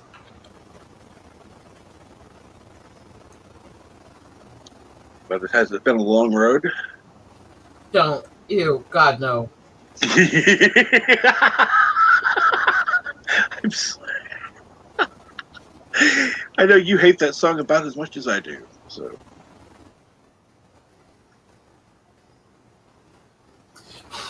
Well, see, it's not even that I would necessarily hate the song much if they didn't try to make it a Trek theme song, because Trek theme songs were always a blend of futuristic and classical. Exactly. They were not music like pop styles or rock. And I'm the headbanger and the rocker who loves almost every rock band, at least one or two songs, Even the ones in genres I don't like, or the ones who are ones I really don't like, usually there's at least a couple songs of theirs I really do, But that song being used for Trek just made me go, ugh.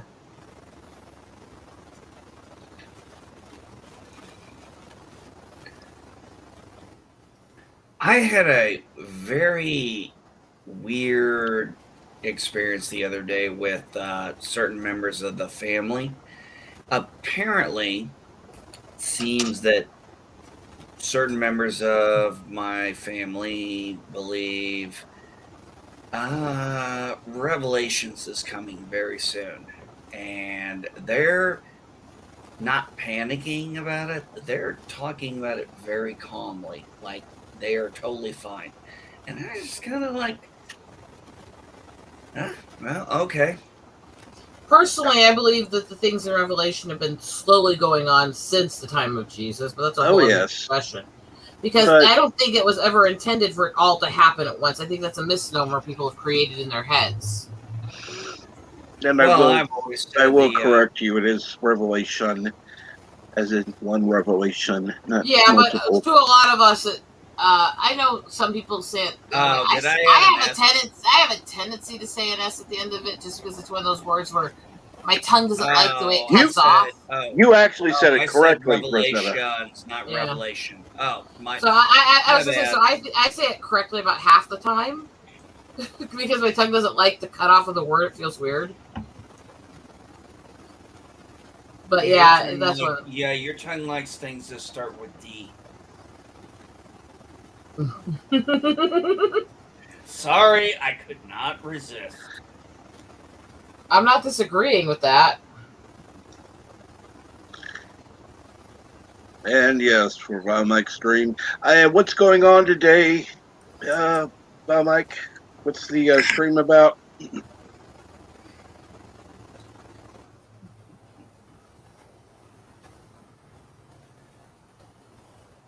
I don't worry about Revelation because not a damn thing I'm going to be able to do about it. I'm one of those who actually thinks though that people are misinterpreting a lot of it, that these things happen over slow time, not all in a few years, because it doesn't give you a time frame. Nope. And everyone acts like it's all supposed to happen in a few years flat. And it's like, there's a lot of stuff that's supposed to happen in there. Yep. And some of them I think have happened. Yes, there's another thing that, let's assume that this was actually a vision. There were things that happened recently that you wouldn't be able to explain 1,000 years ago. No. So things were written down how they could interpret it. So. Hey, Cap, it's interesting you say that because let's look at, when John, had his visions in Revelation and, the whole thing about a sword coming out of a mouth. Well, if you take an interpretation that could be seen as a bullet coming out of a gun. There are a lot of interpretations that I've heard. Exactly. That's why I'm saying you're spot on there, because they can only interpret by their understanding. I mean, that would be like, let's say 1,000 years from now, if there was an Earth then, there is going to be technology that is foreign to us.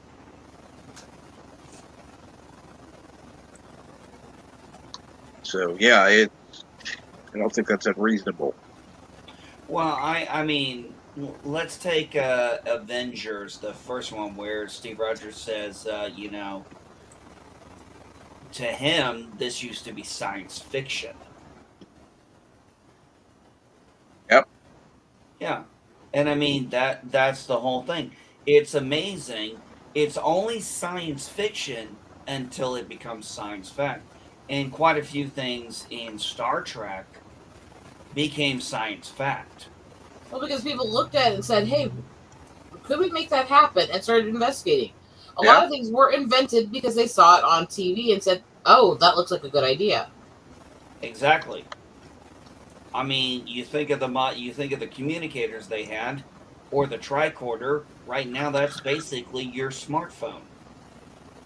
I do hope nobody decides to invent a lightsaber. I still need a Star Trek transporter. Oh, I want one of those too. Fabulous. Yeah, just as long as they don't end up like The Fly with Jeff Goldblum. Yeah. Like I said, Star Trek, it'd be nice to have a transporter. I wouldn't even care if there were transporter credits. Okay, yeah. Okay, so I think I'm getting a general idea for the skin and lips and stuff. Cool.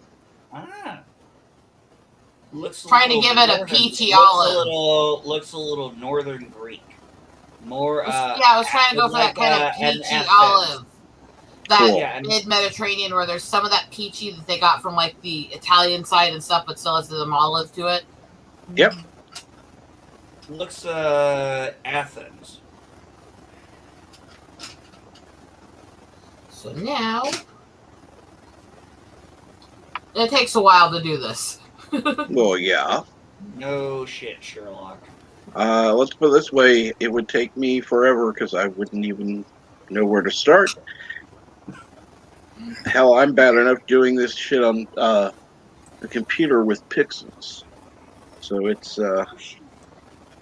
Rosetta, is that grid paper? What? Is that grid paper? This is just cardstock where it was reprinted on. Okay. I'm sorry. I'm seeing grids. You see a little bit of gridding because I use the pencils, so it actually does have a roughness to it. Okay. If I used markers and stuff, it'd look shiny and smooth line like, the stuff like Mahogany does. But because I am a retro pencil artist and I'm using, right now, 3 different pencil companies at once, but that's not the point. Oh. I use pencils. They only blend and smooth so much, even the softcore high ends. Hey, Paula, I wanted to ask you something. Have you ever had a chance to go to a quilt show? No, not in an actual quilt show. I've been to quilt shops, but I've never actually been to a quilt show. I've been to a fiber festival, but not a quilt show. Yeah, Rachel and I were fortunate enough. She asked me if I wanted to go to a quilt show with her when we lived in California. And I was totally for it. I loved the fact that she quilted. I grew up on women who quilted, so I got to see some really beautiful artwork. In fact, I think there's an episode on Captain Trek's channel where we went through that artwork. Mm-hmm. I believe so. Yeah. Yeah. And yes, I was showing all the artwork that we had found at the quilt show. And, we were making jokes about, yes, a bunch of 40-some-year-old men admiring quilt work. And we were like, you damn right. Yeah, it was on your channel, Cap. Yep. I still have a couple quilts in the closet because I use those in the winter. I mean, I like my room being cold. Don't get me wrong, but there are times I like to have a nice quilt on me. Oh, it does kind of help to cozy up. Then I can get out of bed and feel cool at the same time. I'm the same way, as I will keep the house really cold, and if I get a little chilly, I'll just wrap up in a blanket for a few minutes. Mm-hmm. Exactly. Yes, I'm the same way. Plus, it costs less in the winter to not crank the heat up so much. Oh yeah. Well, I have a. And there are people that now have no idea about quilts because it's like, oh well, you just turn the heat up. I've done quilting before. Okay, you're fortunate. You're not most people, Rosetta. You're not Rosetta. I know. I'm a freak. I'm a fluke. I'm honestly fortunate. We have a propane tank, and that's for heating, and obviously we don't need it right now. But it's going to be interesting in the wintertime, this first winter here, because we do not use the heat very much. In fact, one of the things we are actually thinking about doing is, because I have a propane out there, I want to honestly find out in the next few years, I can get a propane setup and get a propane fireplace put in this house. Mm-hmm. That would be so nice, because that is one thing we miss from our old house.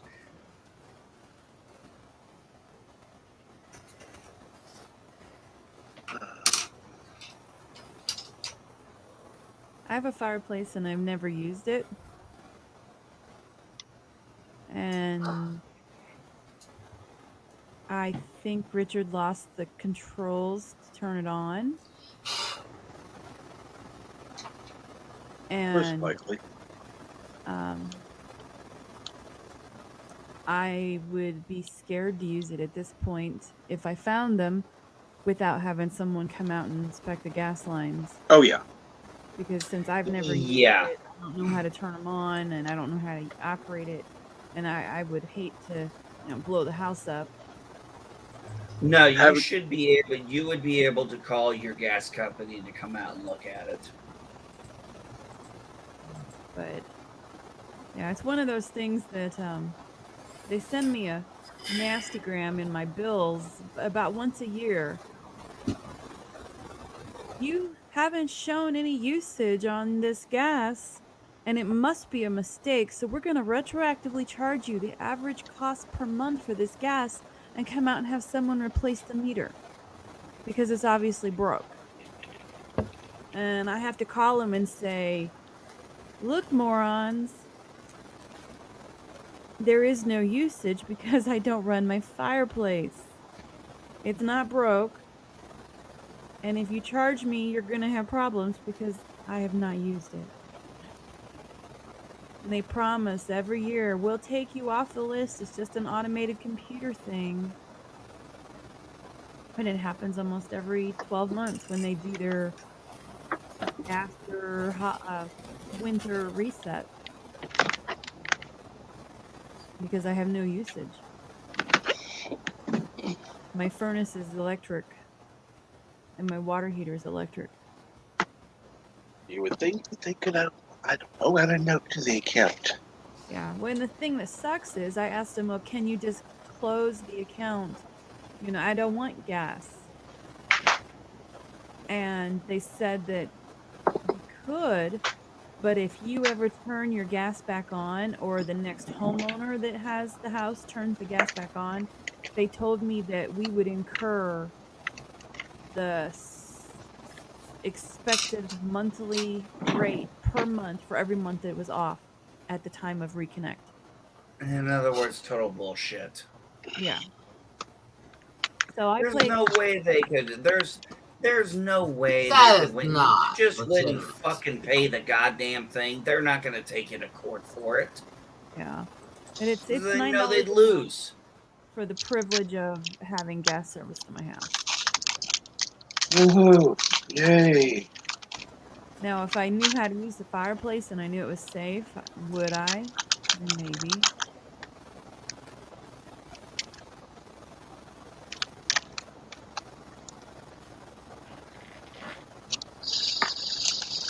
But it's going to be interesting to see what my propane level is, because I've looked at it. We haven't used this since I filled it, so it's at 65%. And I'm going to be curious to see what it does throughout winter, because we don't run our heat very much. This house, actually, we probably won't run at all, because when we got here it was winter, and this house is very nicely tempered.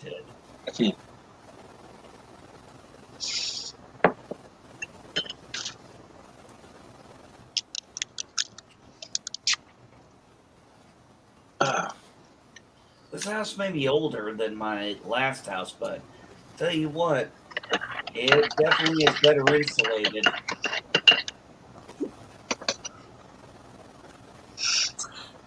Well, I can tell you this much. The house that my parents used to have versus this one,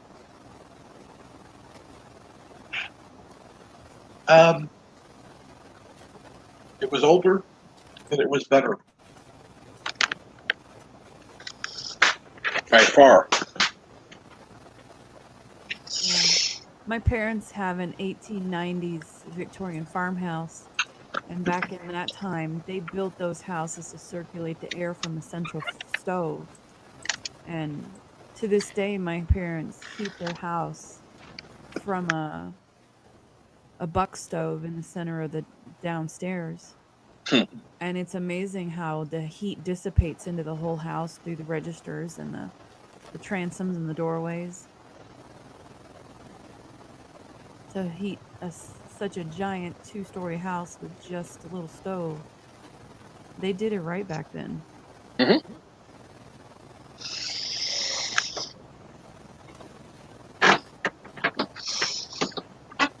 The funny thing is, they actually, I don't know, put thought into it instead of just slapping things up like they do now. Well, see, when I went through carpentry, that was one of the things that I was seeing the switch point where they're going from still trying to use some of that old technology because not everybody had everything, to into the 2000 style. And I didn't like the modern stuff I was learning, but I liked the old stuff I was learning. And yeah, It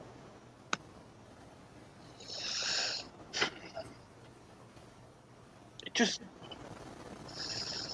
yeah, I'm getting old. Big deal. Well, I did kind of just reveal that I was a carpenter 20 years ago, so I don't know what to say with that.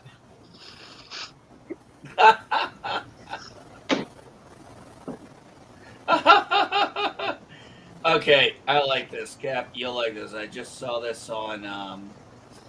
Actually, fuck it. I'm just gonna share this with you. I think you'll find it funny. I think I know the answer most people would give on this one.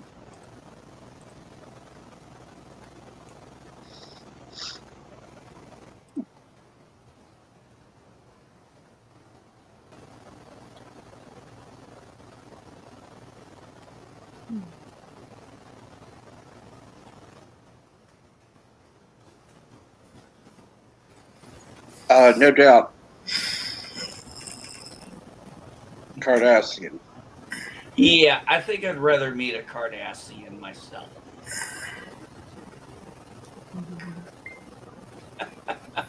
I that was just too funny. Well, I will say this. Biomech has gone ahead and put the link to the stream in there. Actually, Resolute Term has graciously done that. And so anyone who wants to go on over there is more than welcome. I think I'm going to go ahead and wrap things up here. We've been going about, over 4 hours, well, almost 4 hours. So anything you want to say in closing? Let's go with you, Paula.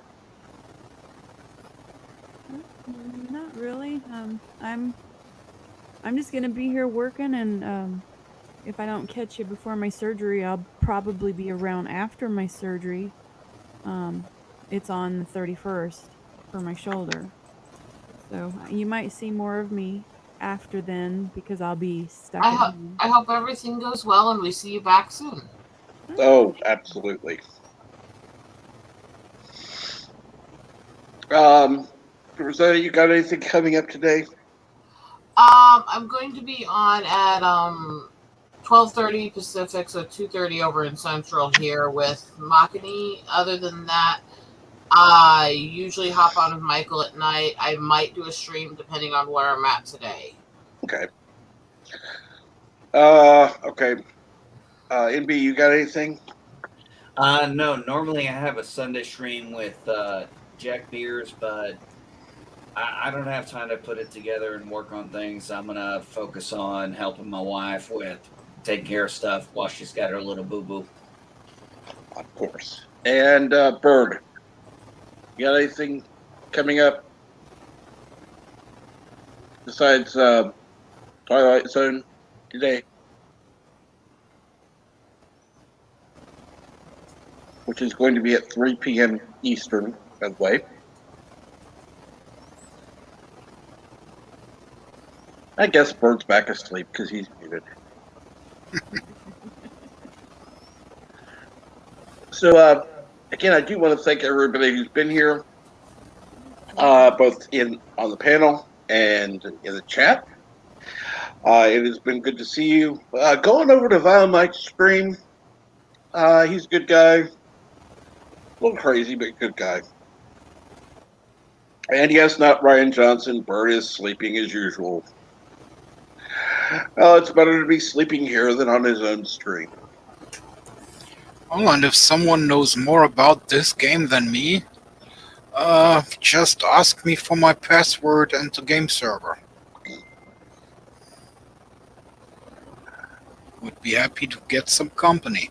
Absolutely, that would be a good thing.